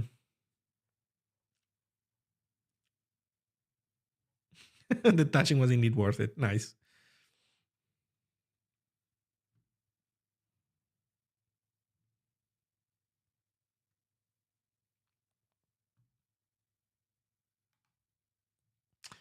Nice. So, by the way, I confirmed that we had a Go regression that was reported, Amlag, that that I was mentioning that somebody wanted to do a donor bounty on, and yeah, this was I confirmed that it was correctly fixed, or at least I could experience that on my machine. So that was nice. I'll reach out to the people involved later today or tomorrow. So that happened, which is great. So what do we want to do next? I don't know. I think I need a quick bathroom break. Maybe we could investigate what's going on with Bork. So we figured out that YouTube is erroring out because we fail to refresh the token.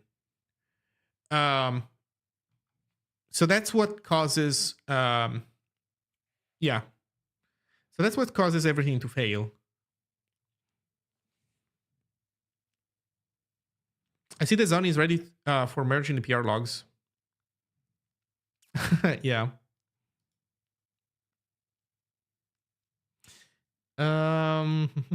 Let's see. How are we doing in terms of API usage right now with YouTube? I want to see if I'm like I have a reasonable amount of usage, like rate of usage, basically, of these APIs, or it's weirdly. It's still too much. Like, I don't get it. I think that my API requests cost way more than one thing. So YouTube ran successfully for 1 hour, and we are at 35% of our usage quota with a 5-second delay between requests.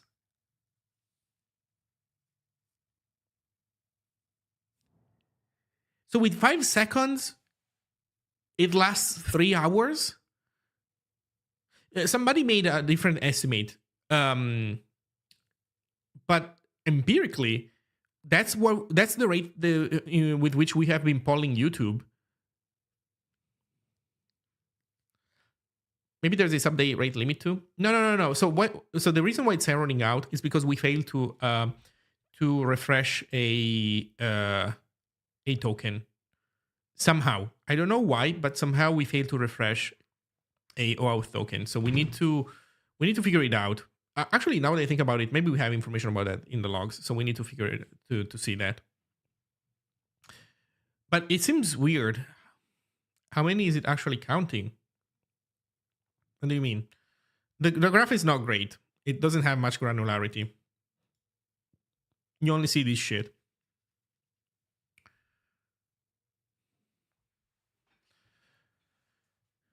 So, okay, give me a sec. I'll do a quick bathroom break, and then I'll be right back. Don't go anywhere. If anybody has Zig questions, post them in chat. Work AFK 10 hours? No, 5 minutes. Leave the axis. Not this time. Stream starting. Yeah, I'll call it coffee break. But we know that's not exactly what's going on. I'll be right back. I just need to return some tea to the universe.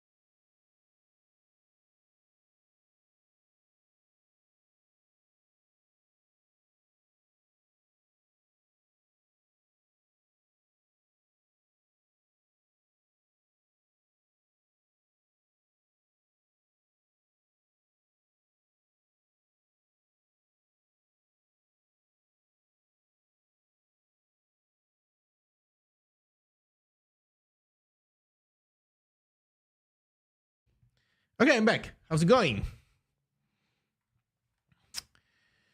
Can we have the party watcher that sees the new comedy is there?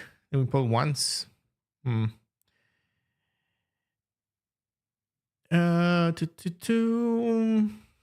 Context. Left recursive 1 grammar / parsing. I feel dumb, but I've been banging my head against left recursive 1 parsing. I understand stuck and look ahead, but do not understand the action and go to table. Anyone have a reference that isn't the same as 90% of the examples? Let me to write a generalized LR1 parser for its own sake. Sorry, my parsing class has been like my languages class has been. It's been years since I had it, and I do not remember shit from it. But maybe somebody else in chat is more acquainted with this stuff.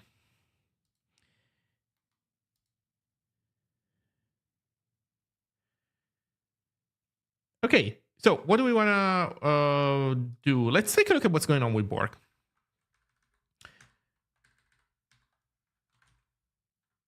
So this is going to be an auth, I think, YouTube auth.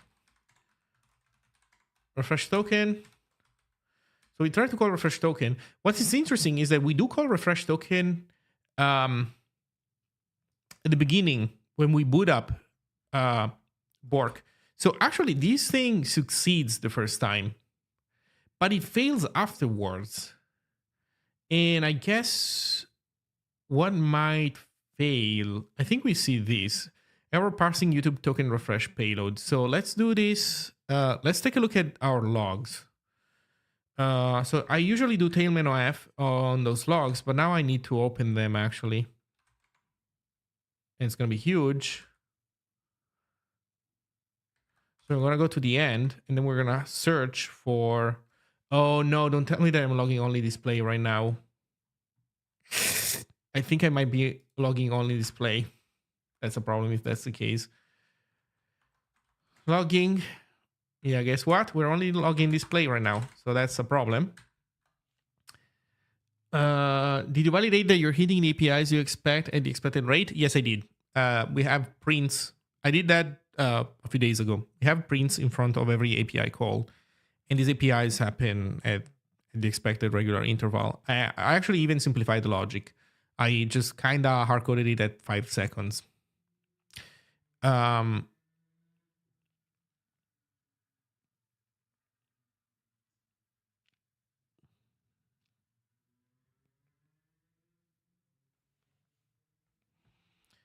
So let's see. So I'm gonna re-enable all this stuff.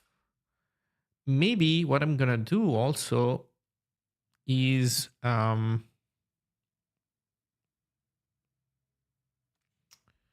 maybe what I will do is also in here. No, it's not here. It's in live chat. Here we are refreshing token. And what I'm thinking is, so this is what fails. This is where we pooped ourselves. We hit the breakpoint the last time. What I'm thinking is that maybe we can trigger this quicker. We can force a earlier token refresh, maybe. Although, you know what? It's not necessary. Maybe we can leave the breakpoint. Although that will require at least 1 hour. Will it not? You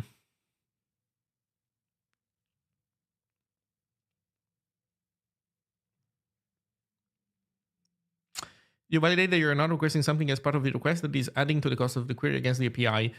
Yes, I am doing something of that kind. And I know that. It's in the live chat. Actually, I don't know exactly how much that costs in terms of API. But in live chat, I believe that I'm also asking for mine true part. ID, snippet status, to broadcast, no. Where is it? Well, you know what? Maybe I'm wrong. I thought that I was asking for like user information that wasn't strictly necessary, but maybe I'm not. Maybe this comes by default. I know. I think it's this one. I'm asking for author details. I think that if I were to omit author details and just leave like the nickname, then this API would be probably would cost less. But at the same time, man, like author details are kind of useful to have. Let me see if I have a type that shows some of that stuff. Page token, flight at, chat message, snippet, text message, author details, display name. Like I wouldn't even have the people's display name if I didn't request author details. So I would only have the like login name, I think. Maybe actually, what the heck would I even have? I don't know what I would have, but in any case, this stuff is kind of I don't want to give it up, I guess. It's just that this whole thing is ridiculous. It's just that this whole API is ridiculous. But you know what? It's fine. What I can do is just poll even slower, and that's gonna be it. In any case, let's try to figure out why this thing is pooping itself. Why we're failing to run fetch. Also, this does try. This does try. It should be fine. Like it doesn't print. That's what I'm getting at. But it should be fine.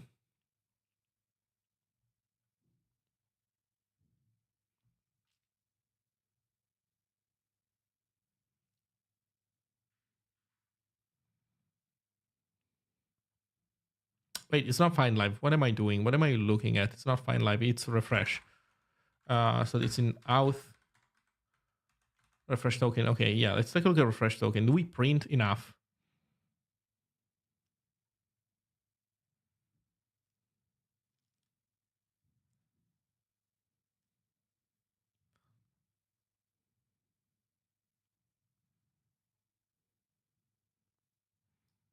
We do print here.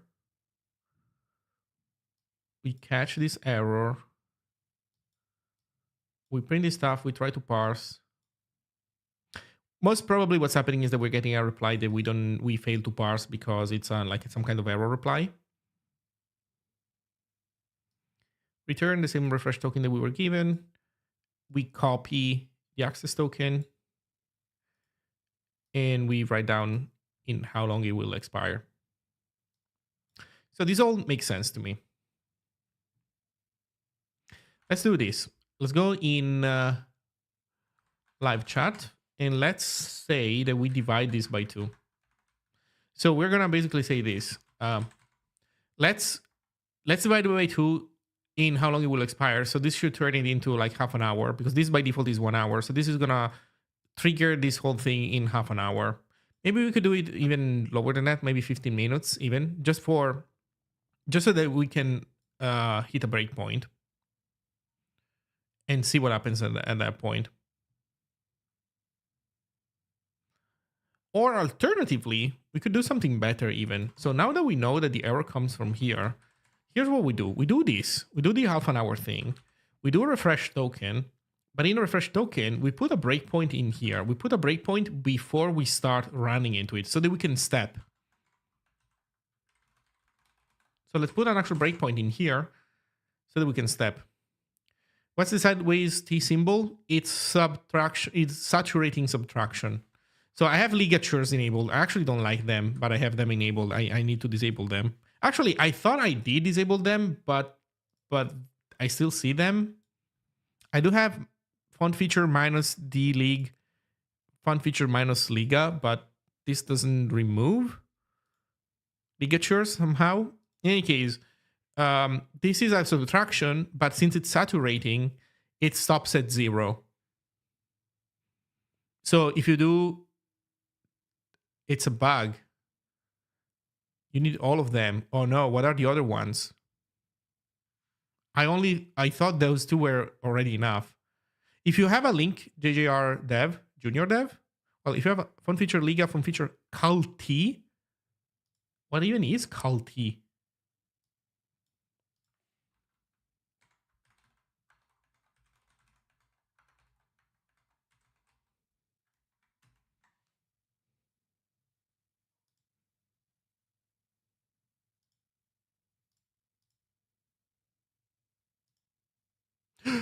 Oh my god, we have it. No more ligatures. Thank you. Woof, I'm free. Okay. I'm free. Culti. Well, in any case, thank you very much. That was awesome. So, yeah, this is saturating subtraction. So, as I was saying, let's say that you're doing, like, you have a U size type, right? One that cannot go negative. So if you do, that U size value is set to 5 and you do minus pipe 10, it stops at 0. It doesn't go to -5, or rather, like, it doesn't wrap around. Although to be precise, normal subtraction in Zig is considered, it would be an integer overflow. It would be a mistake. It would be undefined behavior. You have to ask explicitly for wrapping behavior also.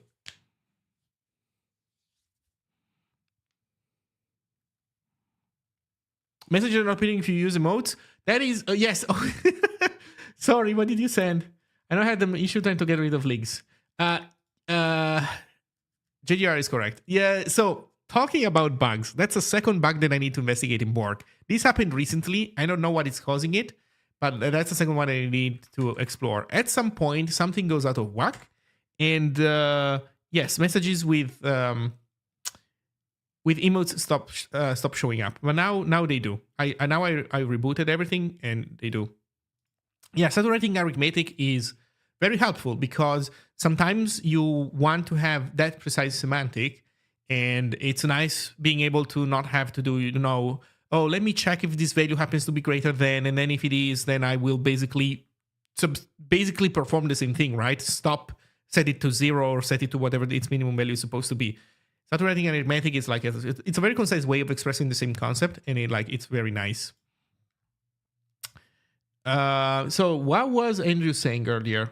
Let's see, about the topic of Go versus Zig. Melky seems to want to learn Rust Zig today, and he's a Go guy. We had a Rust loves Zig stream collaboration, maybe Go loves Zig collaboration. Maybe, although I don't know. It's it seems to me that Melky, Primagen, Theo, I don't know, they're all their own like different circle. Like me and Toggle are like just two random guys. You know what? I won't speak for Toggle because honestly, it's not like I know his plans precisely. But like, yeah, we're just two sweaty nerds. Hi, Toggle. like it seems to me that Melky, Primagen, and company, they're more seriously trying to make a career out of their streaming. So I don't know. Jokes aside, I don't even know if I'm entertaining enough for what they're going for. Like they're going for like high octane entertainment for their audience. You don't get high octane entertainment from my streams. If you're a regular here, you know how things are around here. We're taking it slow. We're doing what I'm interested in, not what you guys are interested in. And I answer questions, sure, and I help people out if anybody has the questions. But it's very different, right? You're my favorite streamer. Holy shit. Well, thank you. But maybe you should look at the directory browser more if that's how you feel.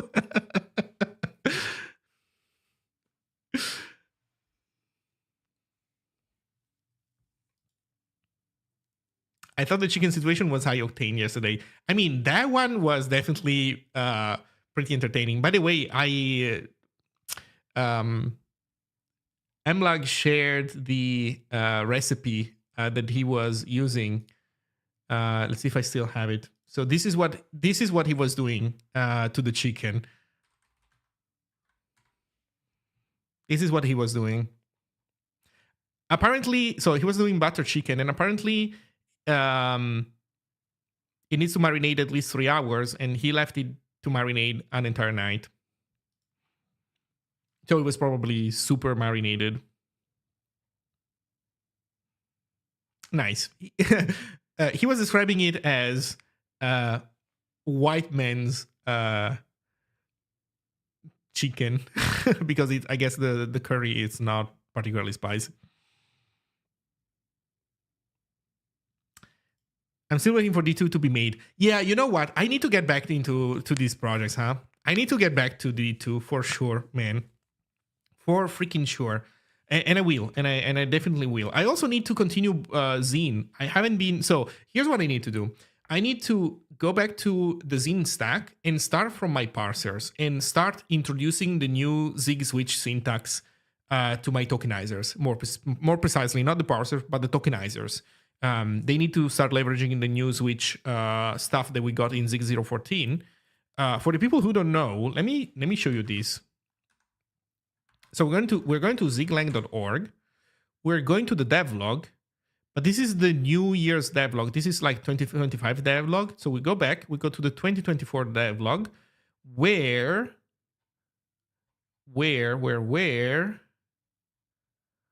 first of all, there's Mlag gloating that he keeps breaking people code, but if you scroll more, there we go. Zig tokenizer updated to use label switch statements. So Mlag landed a patch that implements label switch continue. This was a long-standing request, and basically, let's see. Let's read the release notes that Mlag wrote for this feature because it's really cool. This is really cool stuff. Zig 014 implements an accepted proposal which allows switch statements to be labeled and to be targeted by continue statements. Such a continue statement takes a single operand, like break. Like break can return a value from a block or a loop. This value is treated as a replacement operand to the original switch expression. This construct is semantically equivalent to a switch statement inside of a loop, with a variable tracking the switch operand. For instance, the following tests are equivalent. So this is the old version. Let's read the old version first. So, which is basically what you end up writing in a tokenizer, more or less. So you have OP. So we have a while true. We keep switching OP, and we keep switching until, well, in a tokenizer, it's not a while true, right? It's more like a while there's bytes to consume. But then you keep switching on the tokenizer state, and depending on what it is, you move the state of the tokenizer around, right? So you're maybe waiting, expecting to find a given symbol, then you find it, and then you switch to now expecting to find a number, now expecting to find these other things. And so every time you change the state, you continue, which this continue makes you continue the while loop, which then makes you reevaluate either new input or the input that you had before, but with a new state of the tokenizer, depending on how you implement this stuff. So this is the old version. And then your exit condition is when you hit return. New version looks like this. The switch has a label. We start with an initial expression that we evaluate for the first loop. But then after that, we start continuing the switch with a new value. The point here of this transformation, let's see if mlog explains the transformation, because I think he probably will. So let's read his explanation. Promise not going to make part 2. Yeah, if he wants, actually, I would love to have that. Let's see, what did he say? Well, after you guys slagged me off for not knowing more about allocations, I went and dug a bit, and I think we should do another stream poking at that stuff soon. Let's go. Let's go, man. For sure. You know what? I guess our goal should be to get Togglebit to write unsafe code in Rust all day long. That should be maybe the end goal. Okay, let's take a look at why this feature is worth it. Like why it is worth to mess around with this stuff. Like why this is it's like, syntactically speaking, this is not bad. This is good. This is nice. And this transformation is not syntax sugar. It's not so that you have to type less. In Zig, you don't often get features that make you type less. And so this is not the goal of this feature. Let's take a look. These constructs differ in 2 ways. The most obvious difference is in clarity. The new syntax form is clearer at times. For instance, when implementing a finite state automata, where one can write continue to new state to represent a state transition. However, a key motivation for this language feature lies in its code generation. This is explained on below. It is also possible to break from a labeled switch. This simply terminates evaluation of the switch expression, causing it to result in a given value, as though the case body were a labeled block. Holy shit, by the way, okay, I said that you normally don't like that this feature wasn't about typing less, although this consequence of this new system is that you now can type less. Because when you have switches that have branches with curly braces, when you want to use a switch as an expression and you want to break from it with a value, then you used to have, like, if a case had curly braces, then you would have to create a label for it and then break from it. And breaking from this thing would basically have the switch expression. Right now, the switch is not being used as an expression. To use it as an expression, it would be like, const foo equals, and then the switch, and then a semicolon. And so to make this work, like, you had to have basically a bunch of labels everywhere. So now with this new system, you can also avoid that. You can have a bunch of curlies, and then you just break the whole switch expression all at once, which we couldn't do before. So yes, this is actually typing less. But I guess still, this is not the core point. So let's continue reading. As with blocks, an unlabeled break will never target a switch statement, only a while or a for loop. Unlike a typical switch statement, a labeled switch with one or more continues targeting it is not implicitly evaluated at comp time. This is similar to how loops behave. However, as with loops, compile time evaluation can be forced by evaluating such an expression in a comp time context. Code generation properties. This is the juicy part. This language construct is designed to generate code which aids the CPU in predicting branches when cases of the switch, branches between cases of the switch, allowing for increased performance in incredibly hot loops, particularly those dispatching instructions, evaluating FSAs, or performing similar case-based evaluations. To achieve this, the generated code may be different from what one would intuitively expect. If the operand to a continue is comp time known, like in this case, it's hard coded. Like from 1, you always transition to 2. This is like not up to, like, there's no other option, right? So when you are in that case, then each continue can become a separate conditional branch, ideally via a shared jump table back to the same set of potential branch targets. The advantage of this pattern is that it aids the CPU's branch predictor by providing different branch instructions which can be associated with distinct prediction data. For instance, when evaluating an FSA, if case A is very likely to be followed by case B, while case C is very likely to be followed by case D, then the branch predictor can use the direct jumps between switch cases to predict the control flow more accurately, whereas a loop-based lowering causes the state dispatches to be collapsed into a single indirect branch or similar, hindering branch prediction. Oh, did I skip a lot? Oh, sorry. Oh, you're right. If the operand continues comp time known, then it can be translated into an unconditional branch to the relevant case. Such a branch is perfectly predicted and hence typically very fast to execute. Sorry, yes. So yeah, this is the case where it's fully comp time known, and then this is the more general case when it is not fully comp time known, but when it's runtime known. But then this syntax helps generate better machine code.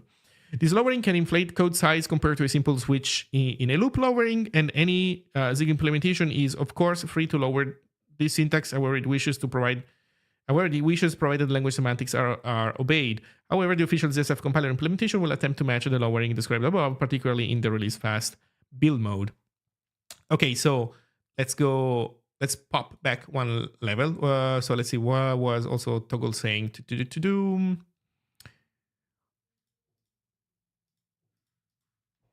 Toggle teaches Christoph plus MLAG Rust when unsafe Rust is harder than Zig though, more invariants to uphold. Yeah, I know. And I don't know them. I don't know those invariants. And every time I see somebody discussing those invariants, I just can't follow. Like, I really just cannot follow. I mean, I understand the concept of provenance at a high level, not as, I don't know, somebody who works on this stuff all day would, but I get that. But man, some of the discussions I just cannot follow. Like, I don't know what's going on there, which is interesting. And I don't know, from my perspective, kind of weird, right? Because, dude, I just like, I just want to put bytes there and move them around and do stuff with them. Anyway, sorry.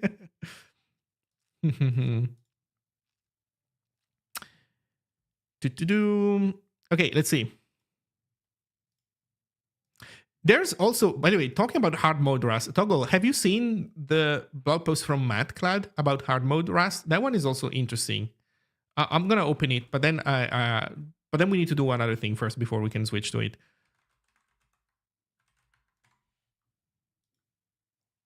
I'm gonna take a look at this in a second. But so we read the description of the new feature, right? So the new labeled switch statement stuff. So check this out. So now this is implemented in Zig Master Branch. Somebody, Eric Peterson, swooped in for a first-time contribution, which is also interesting. So this was their first contribution, and their first contribution was rewriting the Zig tokenizer to follow this new pattern to use labeled switches.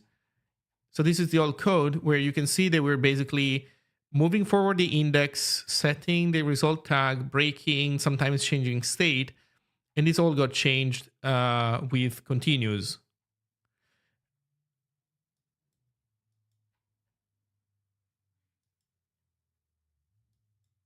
So the result of this work is that, wait, was it here? No, it's in devlog. So the result is that updating the Zig tokenizer to use the new syntax, measuring a 13% wall time performance increase for the Zig AST check command. So this has not made compilation 13% faster, but it has made a tool that is entirely about parsing Zig. So Zig AST check is basically, let's think of it as just Zig FMT basically. And Zig FMT has become 13% faster, which is cool. But as you can see here, the poop benchmark, everything has improved except peak RSS. Peak RSS is poop. It's slightly bigger. So yeah, that's nice. So as I was saying, basically the idea is that we should implement these new stuff also in my tokenizers, in the tokenizer for Super HTML, in the tokenizer for Scripty, in the tokenizer for Ziggy, my JSON replacement format. So yeah.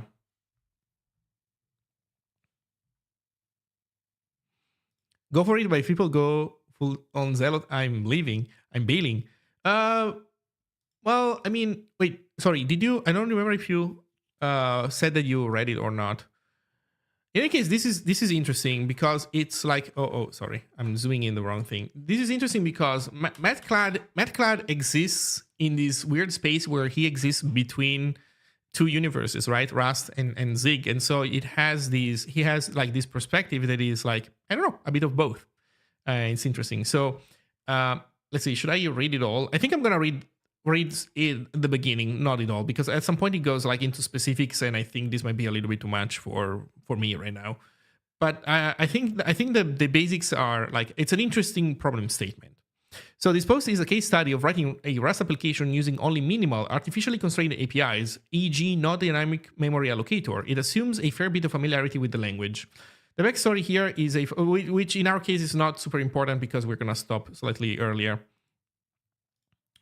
The backstory here is a particular criticism of Rust and C++ from hardcore C programmers. This criticism is aimed at Rye, the language-defining feature of C++, which was wholesale imported to Rust as well. Rye makes using various resources requiring cleanups, like file descriptors, memory locks, easy. Any place in the program can create a resource, and the cleanup code will be invoked automatically when needed.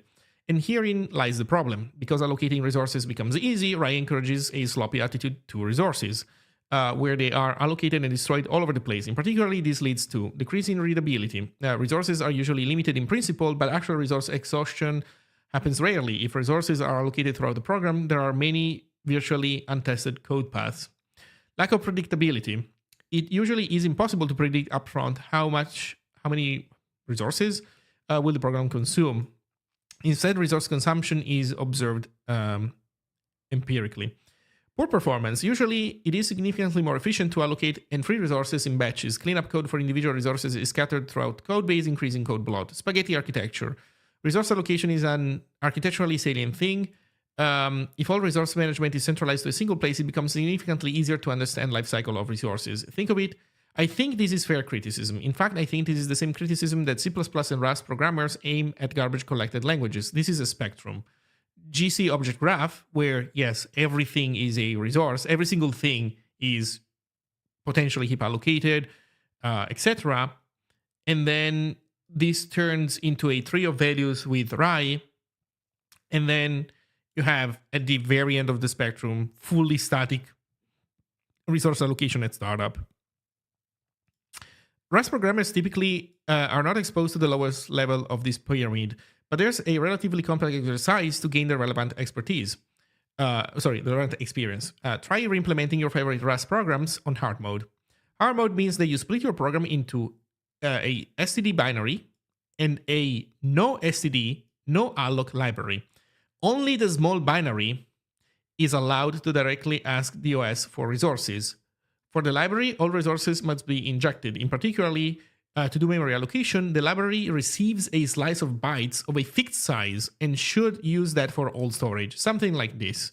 So you have your main function that creates a vector and then runs the business logic by passing in a vec, which is by passing in a vec. No, it does not pass in a vec, or does it actually? It passes. I'm guessing this is the syntax for a slice. So there's coercion going on. It's a slice. So yeah. So this is basically taking the vector, dropping away all the resizing machinery, and just passing down a slice to the existing memory, which the memory itself can be mutable, but you can't reallocate it. You can't grow it. You can't even shrink it. You can't do anything to it except modifying what you already have. Let's see. Share the link. This seems like a fun exercise. Okay. Yep, sure.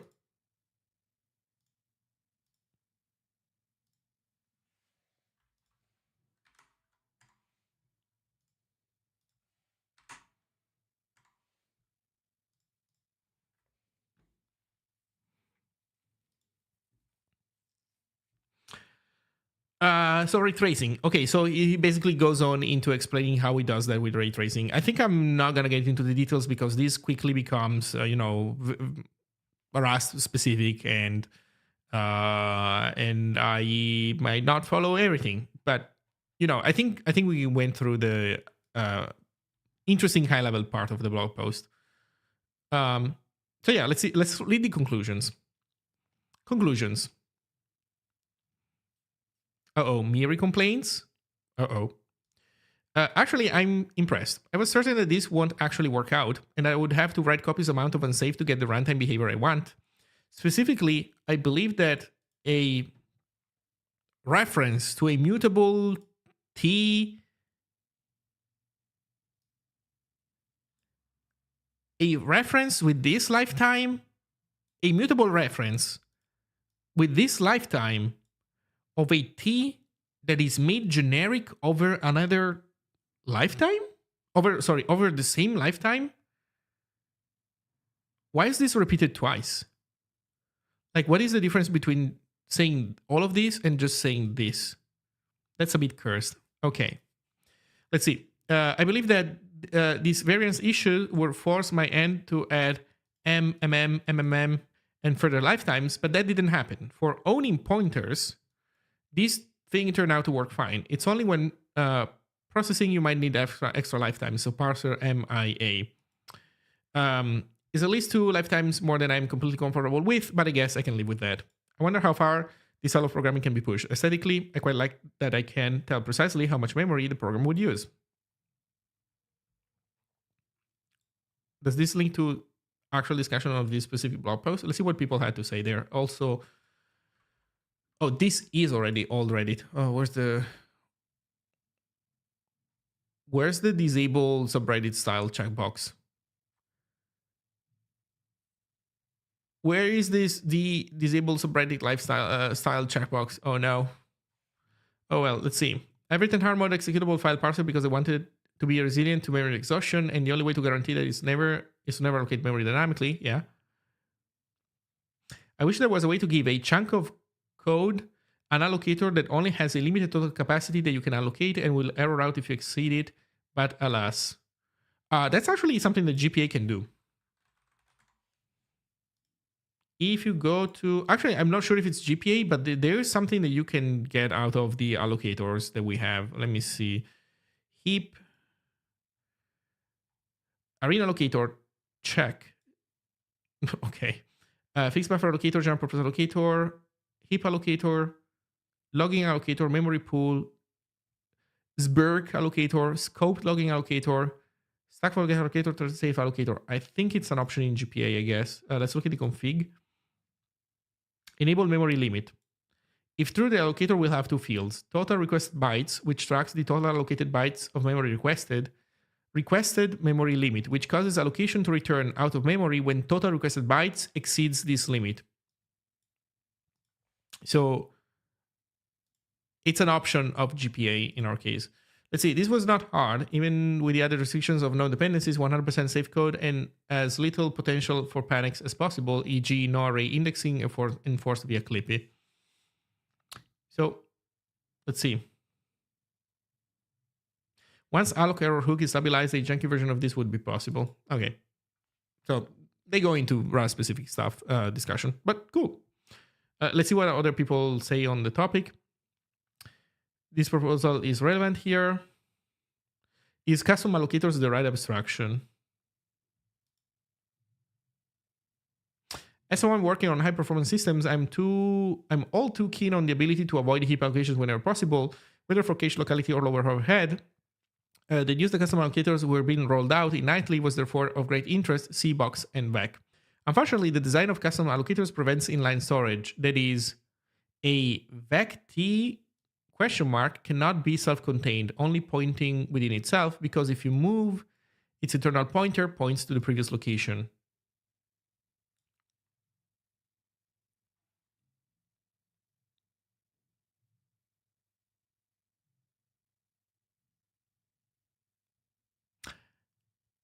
I think I get it. I'm not sure I get it.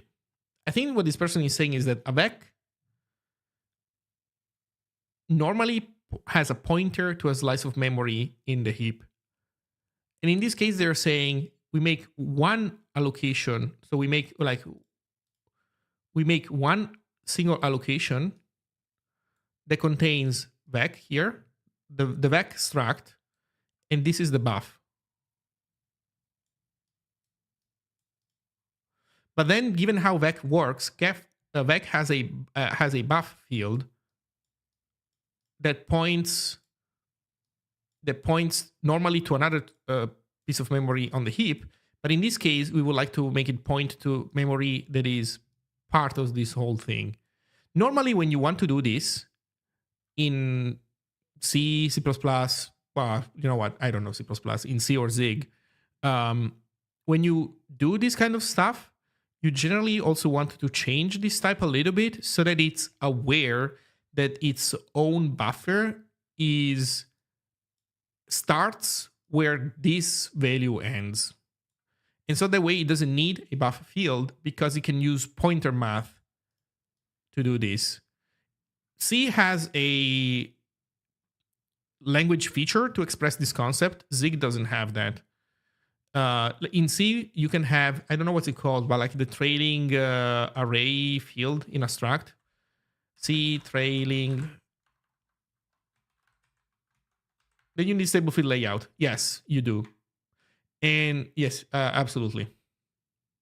VLA, yes, I think I'm talking about VLA.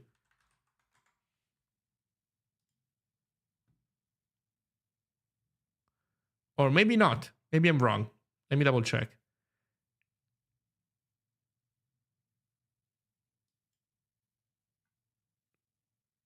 No, absolutely not. I'm not talking about VLA. No. Never mind.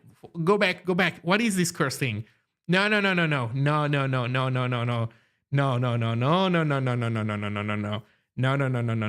VLA, that is evil. This is a variable length array on the stack. You do not do that. That's bad. I'm talking about the trailing data member, yes.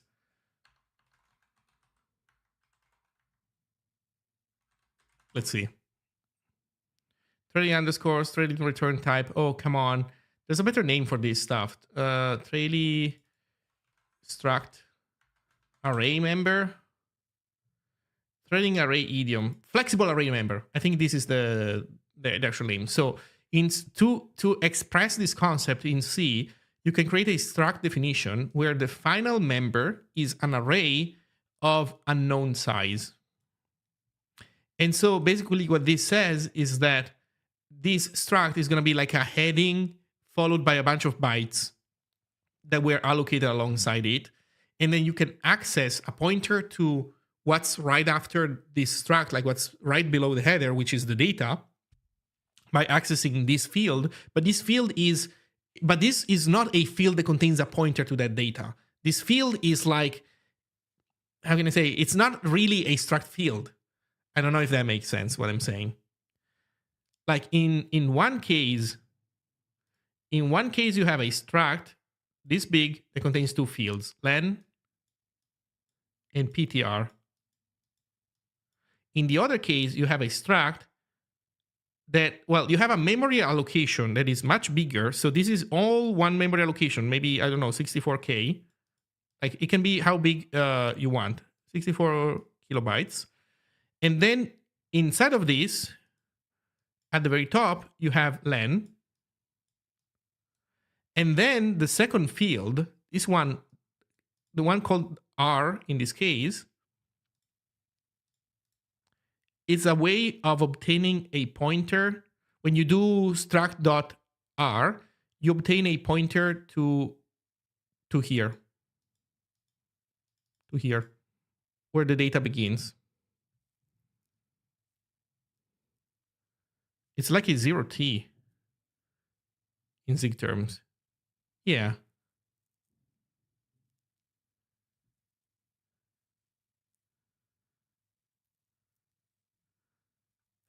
So I think that's what this person is talking about here.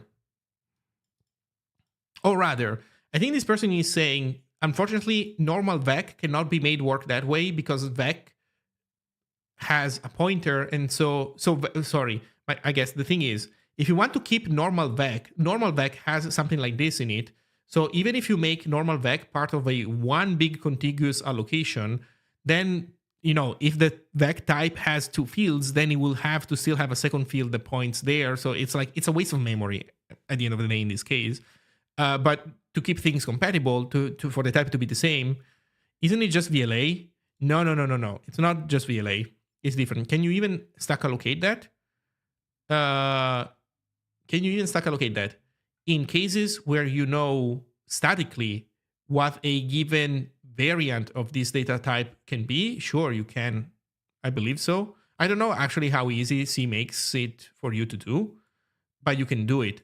The difference, like the key difference, is this stuff being known statically versus being known dynamically, right? So like this type here, the C type, this type is telling you that there might be a bunch of vector Ds that exist in your code base, all of which have different lengths of R, right? But some of them will have that the actual length known decided at compile time, while other ones might have that length known at runtime. So the ones where this is known at compile time, you can put on the heap trivially. The other ones you want to put on the heap, unless you use curse sheet like what's called alloca. Why am I being sent here? Allocate memory that is automatically freed. Alloca function allocates size bytes of space in the stack frame of the caller. This temporary space is automatically freed when the function that is called alloca returns to the caller. It's basically like this is a way of getting like a runtime known number of extra bytes on the stack. Why is it alloca curse sheet? Well, because it's making you use the stack in a much more dangerous way. Per function arena allocators. Yeah.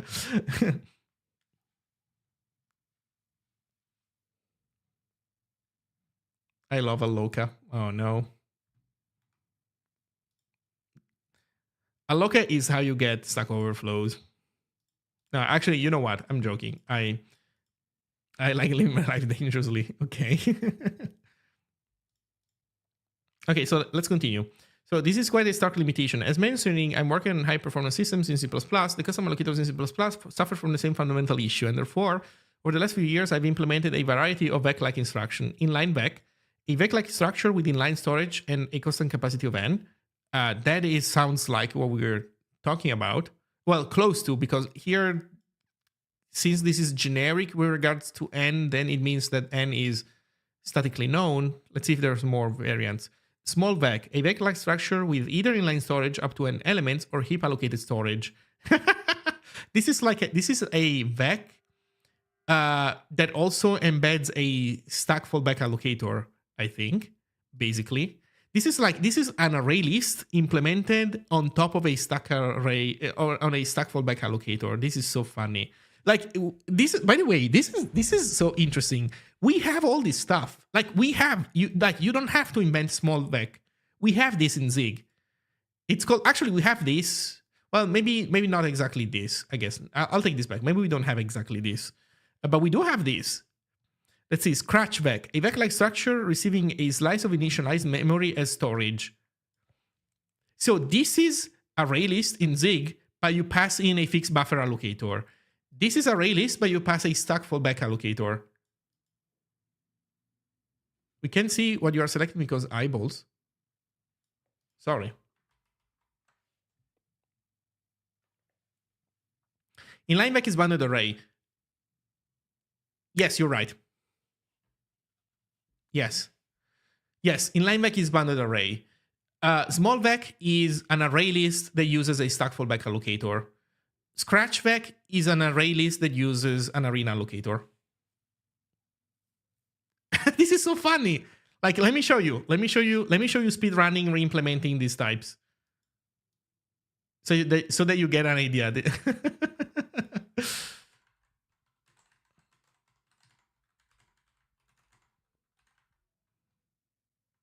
Vex.zig. I don't know. We don't call them vectors in Zig, but const std.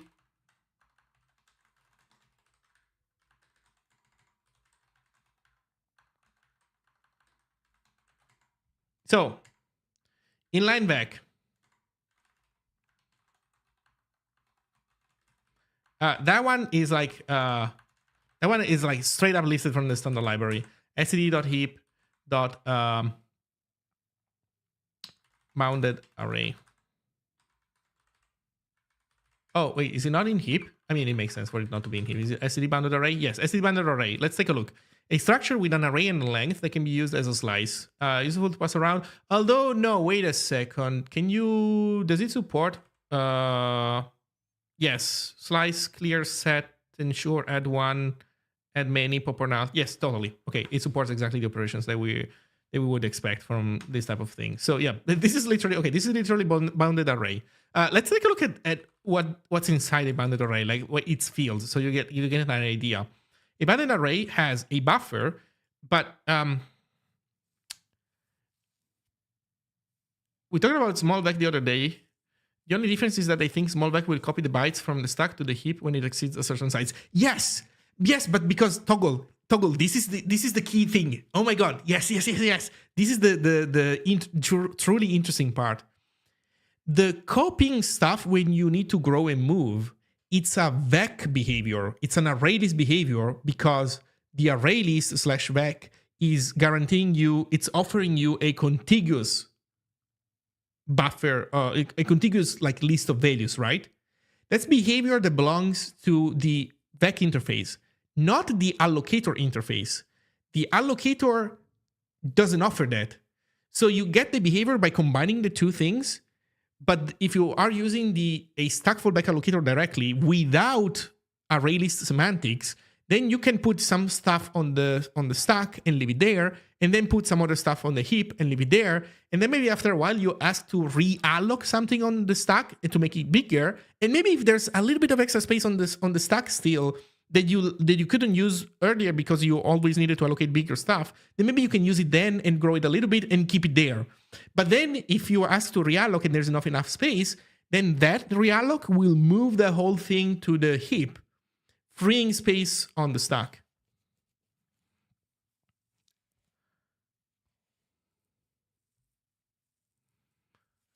Okay, so bounded array has the buffer and a length. Keep in mind, this is the key thing to understand here. Let's ignore alignment for a moment. Let's ignore the undefined. The key point is this. This is not a pointer type. This is the actual array of length and bytes.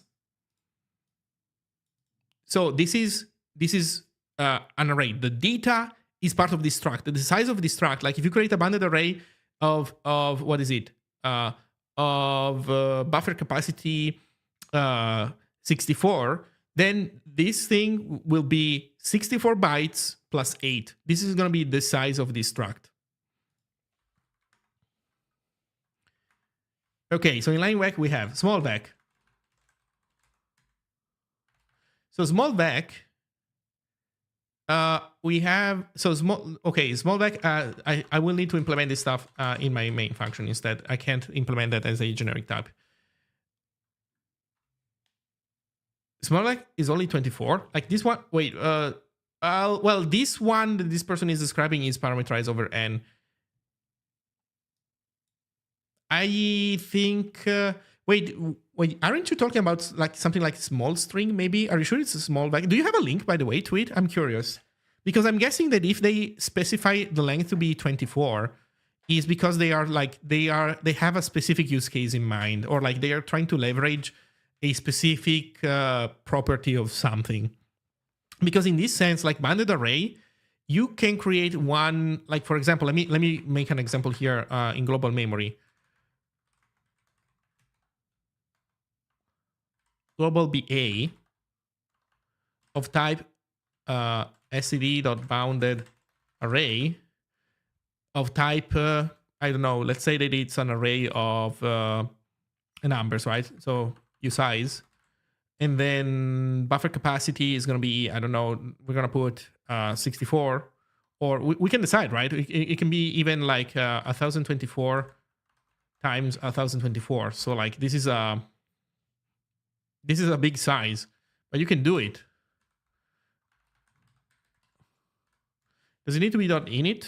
No, I think the empty thing is fine, right? Oh, there's an init function, but yeah, no, the default one is fine. Okay, so here I created one that uses global memory. Here I'm creating one that uses heap memory. Maybe not something that one would want to do normally, but you can even do that. Let me think. You can even do, so global VA, this becomes stack VA, and then you can even have const heap bounded array is going to be, well, I need an allocator now. So let's start making an allocator. So var GPA state std.heap general purpose allocator. Oh wait, what was the idea? You put it as a type, and then you do .init. Cool.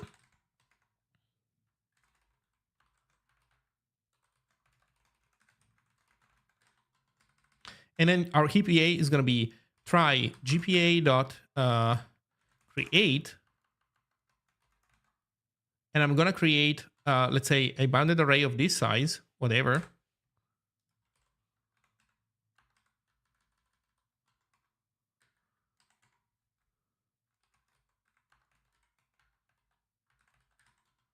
And I need to initialize it.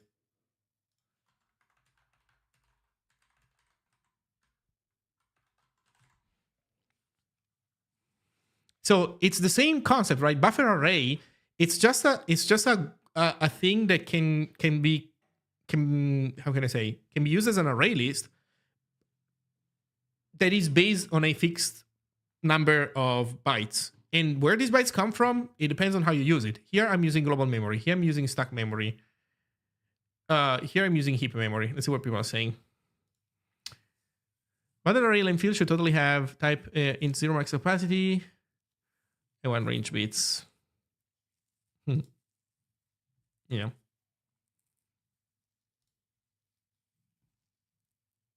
What's the difference between a bounded array and a normal array in Zig? Is it just the provided functions for operating on it? No, the important part is the length. An array of 5 elements doesn't have, like, it internally only stores those 5 elements. It doesn't let you know if you want to use like 2 out of 5 elements. It doesn't have that stuff. So that's what we call an array list. An array list is the idea that you have some pre-allocated capacity, maybe 5 elements, but then as starting you're using 0 and all 5 are not yet allocated, and then you fill it up over time. So basically an array list is an array plus a length plus a variable that tells you how much of it you have actually been using for real versus still being free. This is the one. The one I linked to is using const generics, which means that it's not 24 bytes, but you specify a larger n. Okay, so it's the same as this one. Cool. Why not call GPA init like a regular function? Why use it as a type? Because I'm not calling the init function anymore. This is a new change in Zig 014. This is not the init function. GPA has an init function. It used to. I suspect the new one also still has one. Let's see, function init. There's no more init function. Wait, what? Really? There's no more init function. So never mind. GPA doesn't have an init function, but here's what I'm doing actually. I'm assigning to my GPA this static initialization literal. I don't know what to call it, but like I'm assigning to it this struct literal. So that's why I'm not calling a function. Zig has not become like one of those languages where you call functions also without parentheses. I'm doing something different. I'm using decal, what's called decal literal syntax, so that I don't have to specify the full qualification. I don't have to re-specify this thing. But then I'm just assigning an initial state.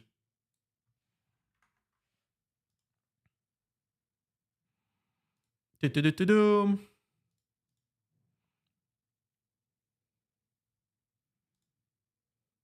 see, you could have the same behavior in Rust though. Oh yeah, sure, I hope so. Where you write values both to the stack and the heap, it would be trivial to do so. Makes sense. Yeah, like that seems nice. So let's continue with this. Scratch vec, a vec-like structure. No, wait, small vec. We don't have small vec, right? Let's do small vec. So small vec works like this. We make a stack fallback allocator. So var stack fallback allocator SFA state is going to be std.heap stack fallback allocator. I think it's generic. It is generic, right? So stack fallback allocator is generic with regards to how much memory you are going to be occupying on the stack. So stack fallback allocator, let's say that it's going to have 1024 space for 1024. But keep in mind, this is not an array list anymore. This is an allocator. An allocator deals in bytes. Just do stack fallback. I can just do stack fallback, I guess. Right. Okay, size. Right, that's a much better idea. Thank you. I'm like, so size, we said 1024, and then we need to pass the fallback allocator. So we need to pass the allocator that we use when the space that we have that we are allocating on the stack is not enough anymore. So what do we pass to it? I guess we can pass GPA. So by passing GPA, we're saying we are using memory on the stack as long as we can, and then once that is not good anymore, we're gonna start using GPA. But that's a choice, right? We could also pass as a fallback allocator or something else. In any case, for now, GPA is fine. So this is the state, and then we do const SFA, stack fallback allocator is SFA state allocator. That's the allocator interface. And then our small vec, so const, I'm gonna make an instance, like a concrete instance of it. So const small vec is gonna be std dot array list of type. And again, now it's an array list, so we're talking about our types that we care about. I'm going to use usize, so it's not bytes anymore. It's a concrete type that we care about. So we do this, and we do dot init, and init wants us to pass an allocator, and we pass SFA. So this will keep putting, as long as the array list is small enough, it will stay on the stack, and then when it grows past that, it will be reallocated using GPA. It will be moved on the heap at that point.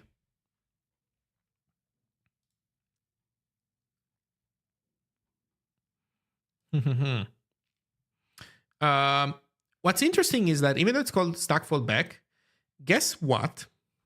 In theory, we could even do this. We could declare our GPA in global memory. It's still going to use the heap, but the data tracking struct is in global memory right now, and that would allow us even to do this. This stack fallback allocator is actually By the way, SFI is .get rather than allocator for valid reasons.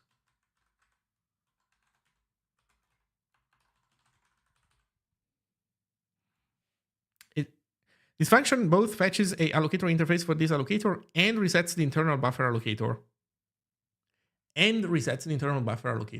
Okay. Wait. Allocator compile error. Use const allocator equals get instead. Unlike most std allocators, Staffordbeck allocator modifies its internal state before returning an implementation of the allocator interface, and therefore also doesn't use the usual allocator method. Cool. Thank you. So here's the interesting thing. This is called stack fallback, but in reality, if you declare it in global memory, then this guy is actually, it's not stack fallback, it's like a global fallback at this point. If you put it there. In any case, let's put stuff back to where it was before. So this is small vec now. Scratch vec, a vec-like structure receiving a slice of initialized memory as storage.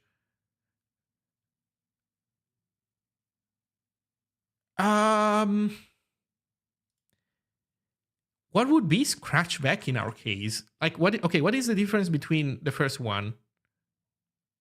Oh, I see. That this is not generic with regards to n, right? The length of the initialized memory, the storage, is not known at compile time. It's not statically decided. It's not part of the type. It is decided at runtime. So how do we do that? Let's see. Our inline vec was bounded array. And bounded array, yeah, definitely hard codes in the type, the length. So we want something different. So in our case, it's array list that gives us that behavior. But in this case, we're saying based on an uninitialized memory as storage. So the way we would do it is that we would need to get any kind of buffer, I guess. So let's get some bytes from GPA as an example, but it could come from other places. So let's get some bytes, const bytes, which, by the way, to be clear, it's going to be a pointer. It's going to be a slice of U8. So my bytes is going to be try GPA dot alloc, and we're going to get, I don't know, 1024 bytes times 1024. I don't know.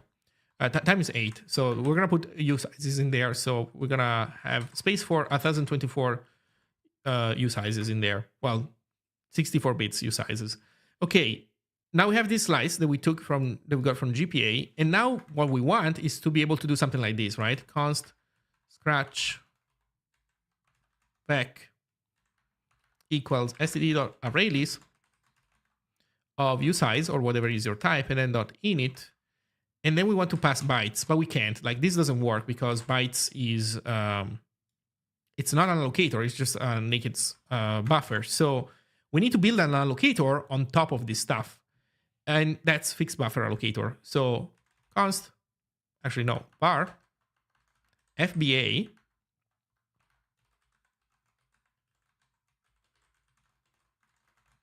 fixed buffer allocator. There we go. It's not generic, so no need for the parentheses.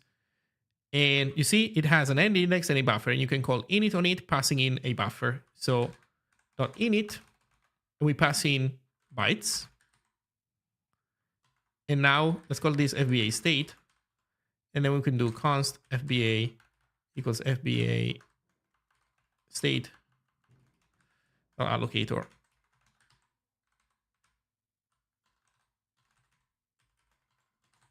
And now we got it. Oh shit, Bork trapped. Okay, let's go. Wait, step. Wait, is it next step? I don't remember. Requires a process which is currently stopped. Am I not stopped? What happened here? Oh no. Oh no, we just crashed hard. That's unfortunate. Wait.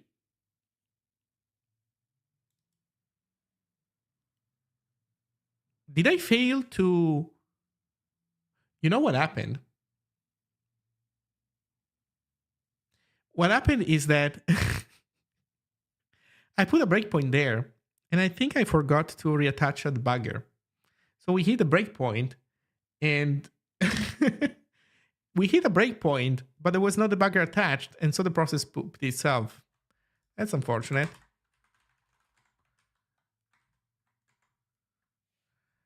That is unfortunate. Okay, let's make sure to attach this time. Sorry, everybody. Let's see, what did I miss?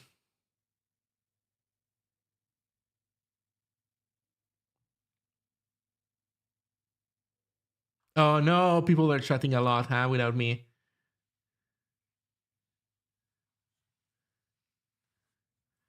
Fix buffer allocator, poor man's arena, Bork is borked. I prefer creating a variable as undefined. How long until he notices? Yeah, it took me a while, but then I noticed. Without chat, streamers become way too productive. Oh my god. Yeah.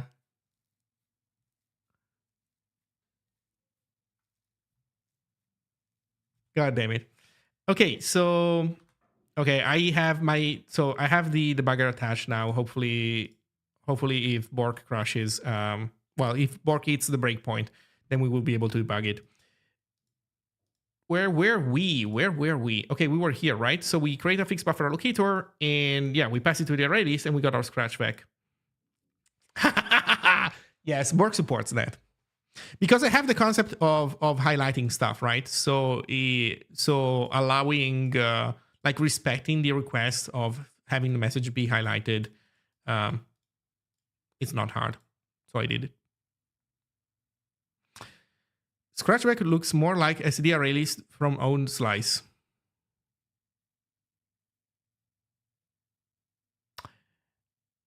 That is actually a good point. Let me think about it. So this way definitely works.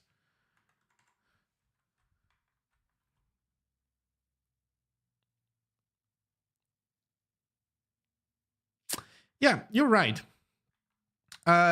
You're right, Zach. I think that another way, so const, even more easy, right? Even quicker would be scratch back equals scd.array list usize dot from slice from owned slice. Array list takes ownership of the passed in slice. The slice must have been allocated with allocator. Initialize with the init or used to own slice. The problem though is that it still wants us to have an allocator. Pass nope alloc every time.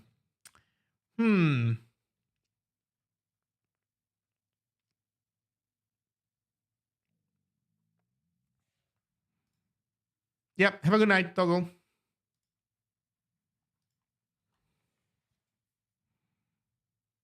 Swap over to some else and Gregory. And save this for our next stream. Okay. There was a question earlier that was, how did you get into the Zig language? Sorry, off topic. No, don't worry, it's not off topic. I got into the Zig language because I was working with Redis, and I needed a way to create Redis modules. And Redis modules, to implement a Redis module. Okay, let me take a step back.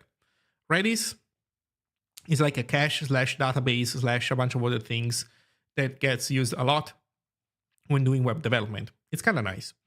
And what's nice about Redis is that it has a bunch of data structures that are very useful to use, and they have the performance characteristics that a data structure is supposed to have, which is something that databases actually usually don't have. Like they offer you maybe an array-like interface to something, but then you try to do random access into it, like you want to access the fifth element, and accessing the fifth element is not the same as accessing the fifth element in an array in your computers performance-wise. While Redis is very precise when it comes to this stuff. So Redis also has the ability to let you implement new data structures. You can create new data structures and add them to Redis. And so I wanted to create a Bloom filter alternative to Redis, and yeah, so I had to write it in C, as in order to create a shared module, like a shared object, or sorry, a dynamic library. The thing is, the experience writing C is not the greatest, and so I found out about Zig, and I found the experience with Zig to be pretty cool. And I think at the time Zig was like version 0.5 or something along those lines. And yeah, so I had a pretty good time, and then I realized that Zig basically helped me kind of like very quickly understand things that I was always kind of confused about for ages about lower level programming that I never wanted to, like, in my life, but up until I needed to do that Redis stuff, I never really had to face lower level programming things, or rather, I wasn't forced to. The reality is that had I known this stuff really well, it would have been nice.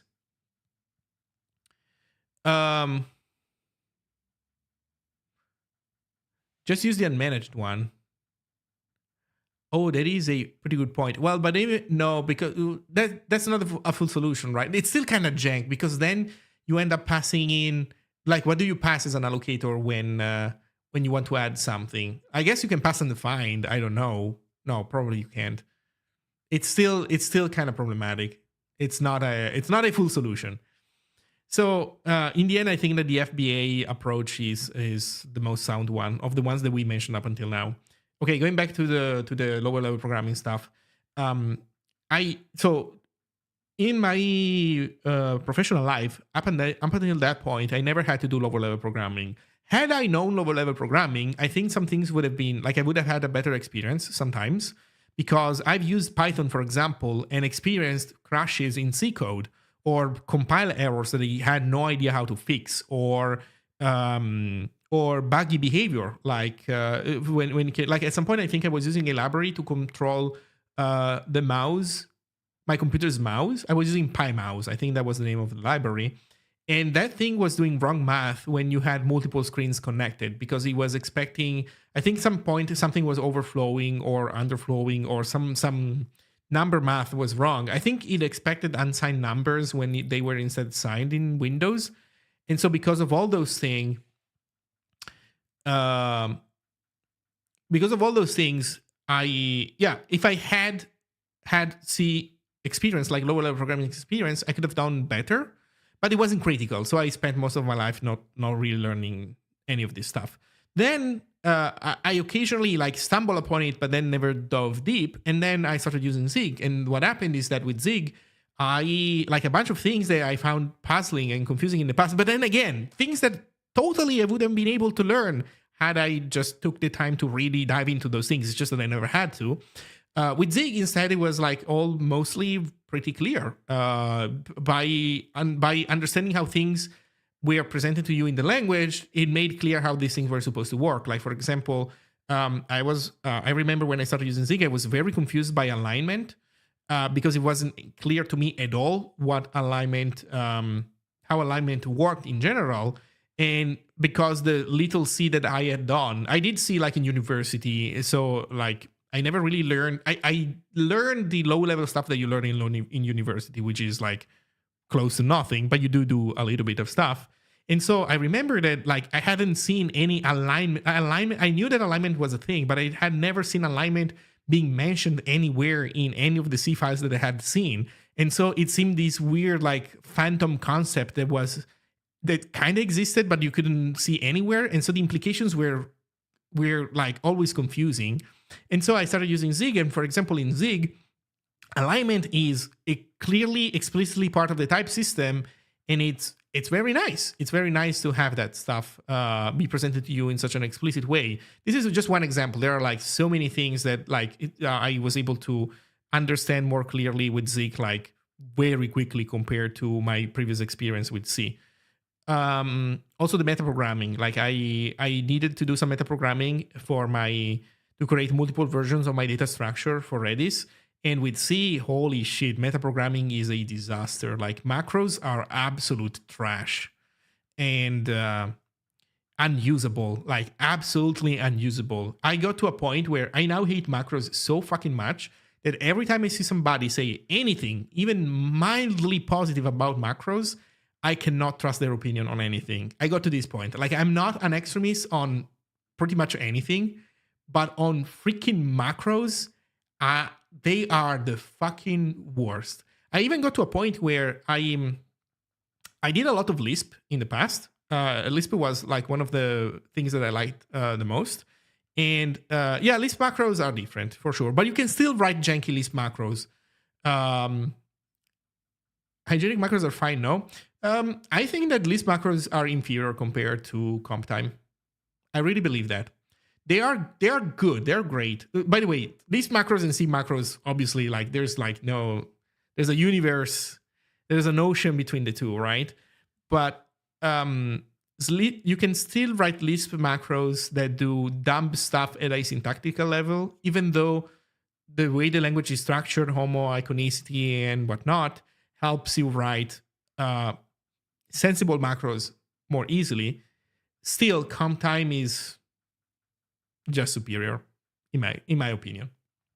So that was also, in any case, setting aside the comparison with Lisp, the experience was really nice, and so I got more involved with Zig and the Zig community.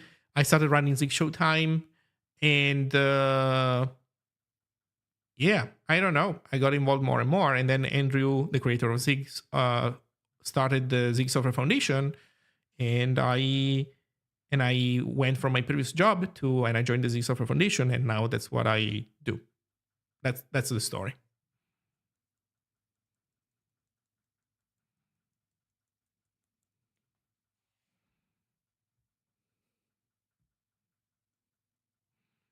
We saw some macros today. I think we did. I think whack exclamation mark is a macro, is it not?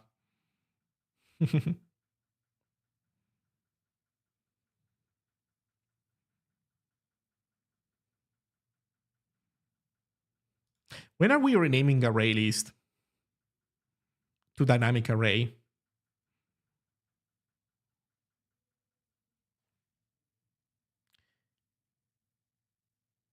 We panicked.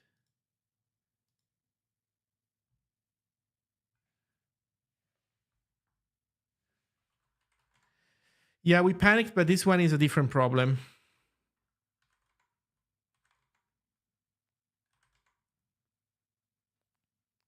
We panicked, but this is a different problem, unfortunately. This is not the YouTube bug. This is a interaction bug that I have. I am going out of bounds here on elements. That is annoying. This is okay. There are 3 bugs remaining in Borg. Emotes stop loading after some time. Might be connected to YouTube. And the second problem is the YouTube renewal stuff. And the third problem is interactions. Like this elements array is basically what drives mouse interaction, and this stuff has a few remaining bugs. Not many, but a handful. How do we detach? D to detach.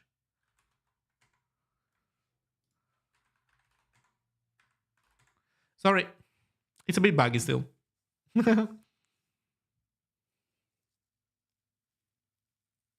Renaming array list will probably happen at the same time. I still don't know if we got Andrew to like the name dynamic array yet too. Although I think we did. I think he was on board with dynamic array.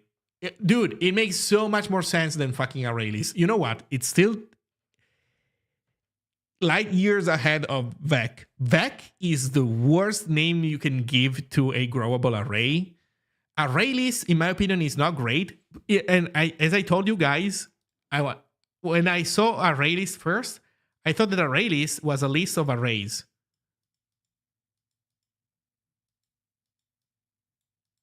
Which in our case is a segmented list.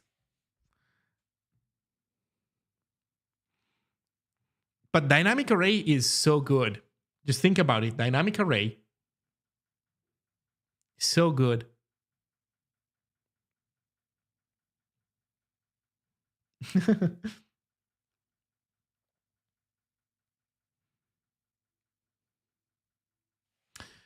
It's not about me. Let's see. Short names are better in all cases. It's not about me.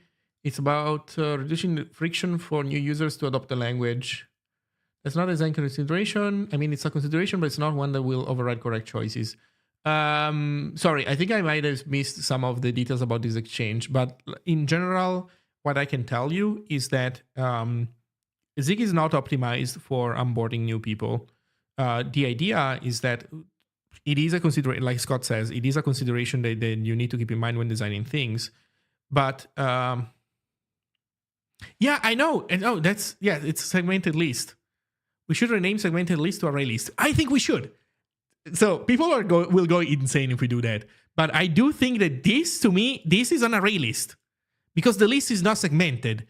It's the array that's segmented in a sense. So yes, to me, this is an array list, and the other thing is a dynamic array. Sorry, in any case, going back, that onboarding new people is not a main design consideration for the language, because the idea is that you will be like, you being new at using the language is a temporary state. You pass that state as you're becoming better, and then after your initial onboarding experience, that for a longer period of time until, I don't know, you die or stop using the language, then you will have a different perspective. You'll have not the perspective of somebody who's new. You have a perspective of somebody who knows stuff. So that's what Zig optimizes for. Obviously, you don't want to make the language, hostile to new learners, and you want to avoid that. But I think it's sensible to not optimize for onboarding. If we were a startup, if we had venture capital, if we had a consortium of some kind, like a 501c6, where we had, a bunch of big tech companies who are, stressing out because they need to hire new people and they keep hiring, and they want to hire not top talent. They want to hire people that they can pay less, and they need to onboard those people and make them productive. Go. Then yes, maybe trying to make the language as easy as possible to be onboarded would be a bigger concern, but we're not that. And it makes sense if you think about it for a language, especially like Zig, where the idea is that you have full control over things, etc., to optimize for the long term, not optimize for people who have just started using the language.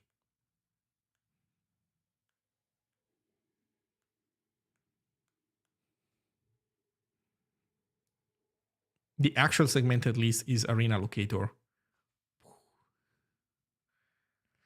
Let's see. My very good and serious proposal is segmented list, array, and arena locator, array list allocator. Let's see. I'm new to Zig and I'm loving the language. I cannot wait to program it every day. I use it. Nice. What would the proper way to provide a context for an error? For example, in Rust, there's a result TE tagged union, but in Zig, it's just an error code. The proper way would be that you accept an input parameter that the caller can provide or refuse to provide optionally, and you only fill it out if they provide it. So the idea is this: you have like function might error, and you accept, your normal argument. So maybe foo as a usize, I don't know, like your normal arguments, and then you have diagnostics, which is a optional pointer to a diagnostics struct. And so const diagnostics might be, I don't know, like line, column, let's say a row. I don't know, context. And it's like, this is just a, like, or you know what, message. Like there's also an error message that you decide to put in there for some reason. And so the idea is you do like this, and then you have like if foo equals 4, because you really hate 4, then you do this if diagnostics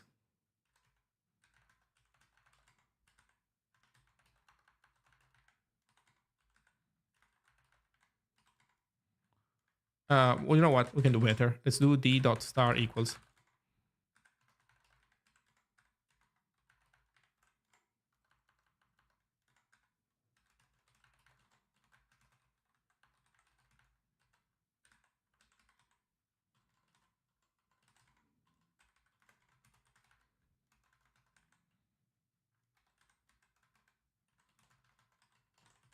That's the idea.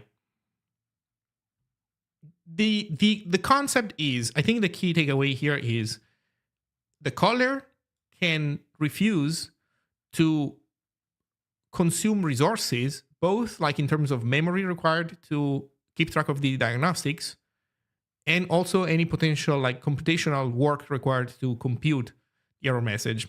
Most of the times, there isn't really any computational power that you have to expand to produce diagnostics, but let's assume that might be the case. This way, they can decline basically interest in having diagnostics. That's the idea. If you do this, your style of error reporting will, I suspect, will change dramatically. I don't know for Rust specifically. I really don't know what people do in Rust. But if I think of my experience in Go, for example, people with Go do horrible things when it comes to error reporting, in my opinion. And this is manual mode. It's annoying. I totally get it. It's way less sexy than having result TE. But it is effective.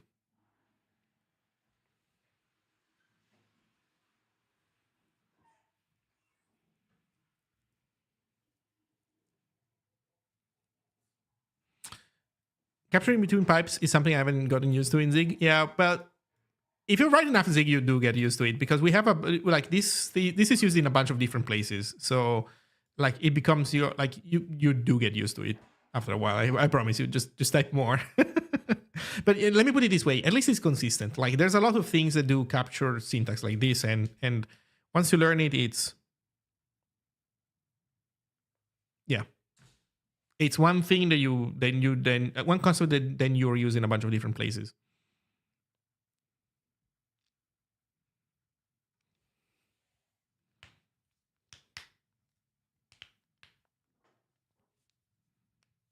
If array list managed exists, or maybe dynamic unlock array or whatever it becomes,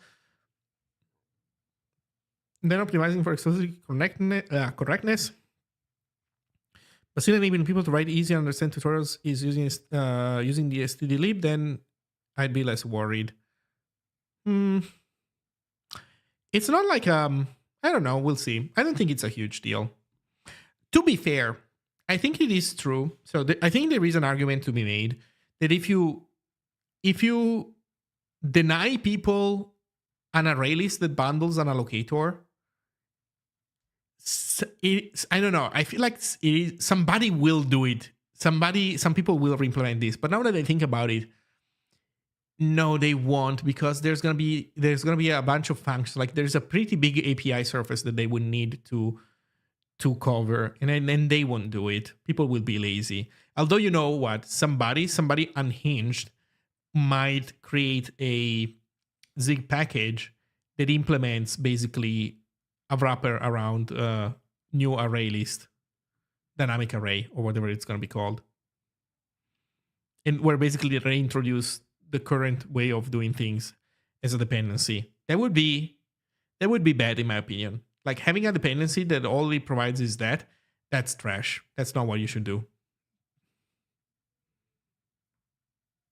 Challenge accepted. We have a stdlib orphanage, I guess. Isn't message from the Collie stack frame returned to caller? The mem will be corrupted. In this case, not, because this is a string literal, and string literals in Zig have infinite lifetime. They exist in the executable static memory. If this was like a local array, yes, but let's say that string literals are like kind of special case. If you want to learn more, take a look at this. It's not just strings, but to give you an idea, this is how it works.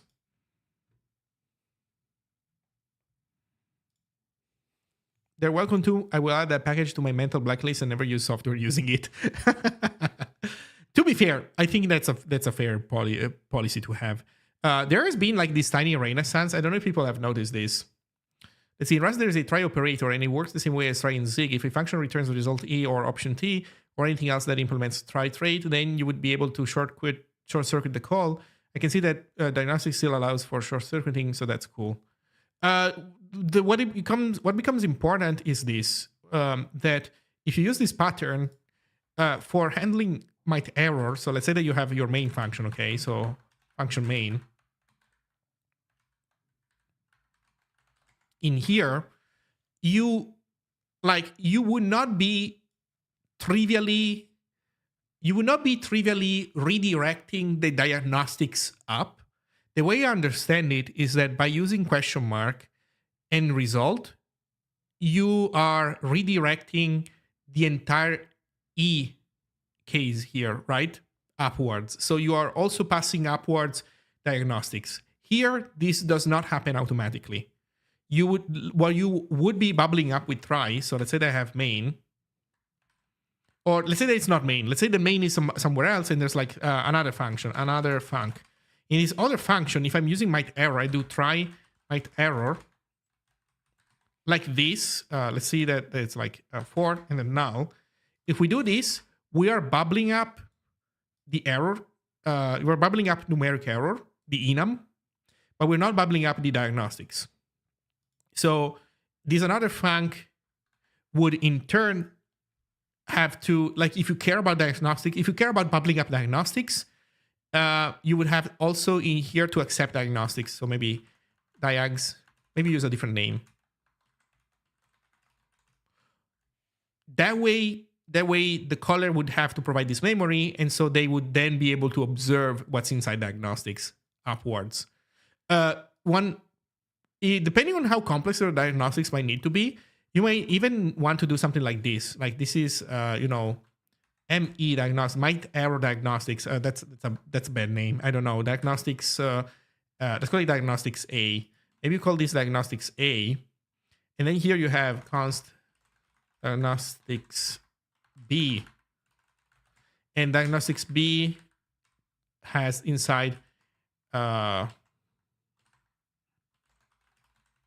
diagnostics A, and then some extra context. I don't know. It's another string.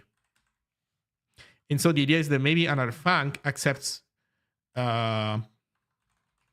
diagnostics as a optional pointer to diagnostics B. And so they in turn wrap around more stuff, or alternatively, they don't accept anything. They declare the diagnostics inside. Let's assume that they do care about these diagnostics. So they do declare them in here and pass a pointer. So they have like bar diags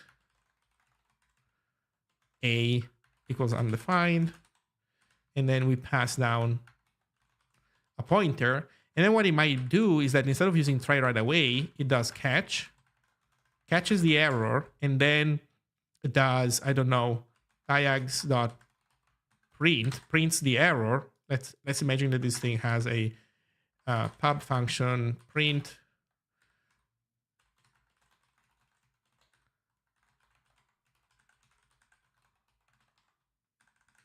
prints whatever it is that it needs to print from its internal state. So we print the diagnostics here, and then we return the error, meaning that we care about these diagnostics only at this level. We print that value, and then we go up, dropping diagnostics context, keeping only the error. So depending on which combination of things you need to do, you have the full expressive power of doing this stuff. So, but it is more manual. You don't have the nice thing of question mark bubbling up your entire error code plus context. But the good news is that this allows you to basically turn off some of this stuff right away. Yo, there's a couple of Prime subs, by the way, that I didn't that I didn't see. So thank you for all the Prime subs. Thank you very much. Thank you, some artists. Thank you, Repus God. Sorry, I only noticed now. I was really into those things.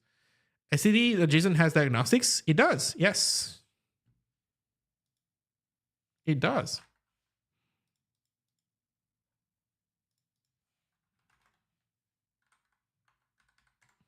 JSON.diagnostics, line number, line start cursor, total bytes before current input, cursor pointer.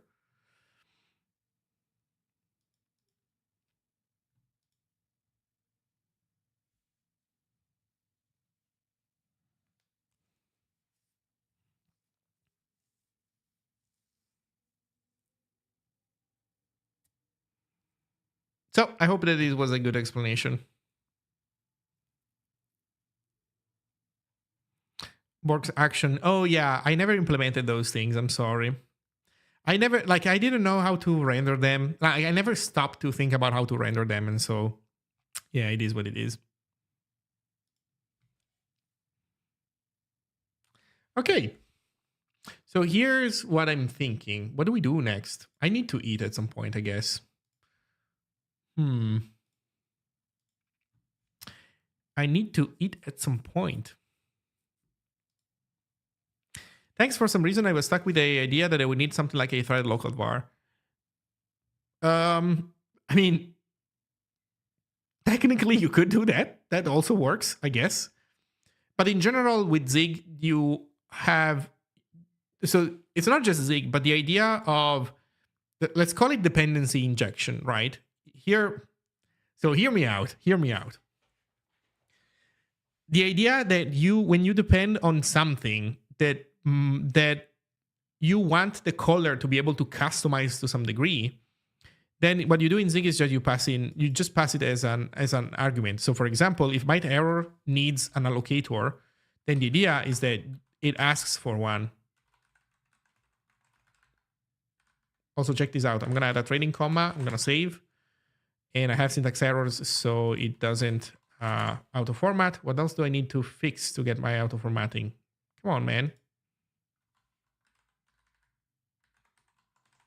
Okay, there we go. Adding a trailing comma gives me vertical alignment in the auto formatting. Nobody say thread local Erno. Oh my god, yeah, no. Fuck Erno. Let's see. So wait, so you manually put the line of code where the error could in the diagnostics object? Doesn't get out of sync all the time? No, what goes in a JSON parser, what you put in there is the line of JSON. Like you have a JSON file with multiple lines, and it tells you which line of the JSON file the syntax error was. That's the idea. Unless you guys are talking about something else and I'm misunderstanding. Yeah, I mean, yeah, sure, you can do this, but I think wait, I think your guys are getting confused. Like this line number here, this is the JSON. This is a line number in the JSON file. Like, like you basically you call get column and you do get line to get line and column where your JSON file had bad syntax. It's not syntax in your Zig source code.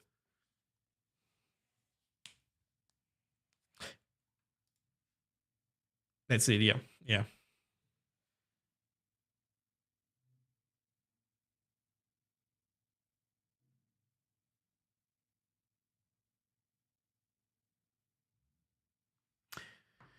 So I don't know. What do we work on next? Honestly, I would like to eat some, but I also would like to work more. I think I could do some more stuff. Hmm.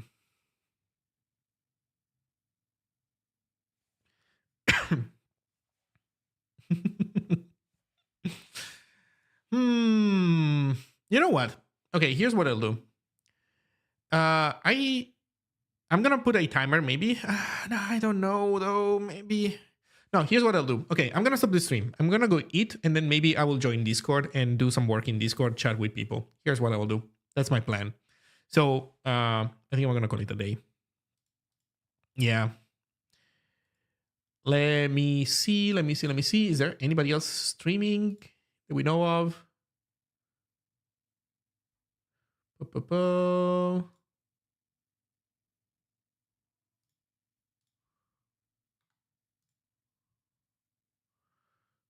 What are people doing on Twitch? We're starting a new project, Dolphin Racing Game Prototype Dev. Where's the Zig streamers? Oh, wait, there's Pharaoh? There's Perophoria? He just went live. Let's go. Perfect. Go enjoy Sparrow.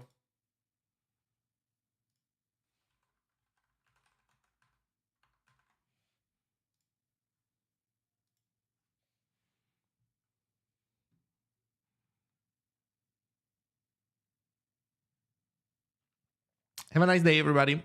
See you next time.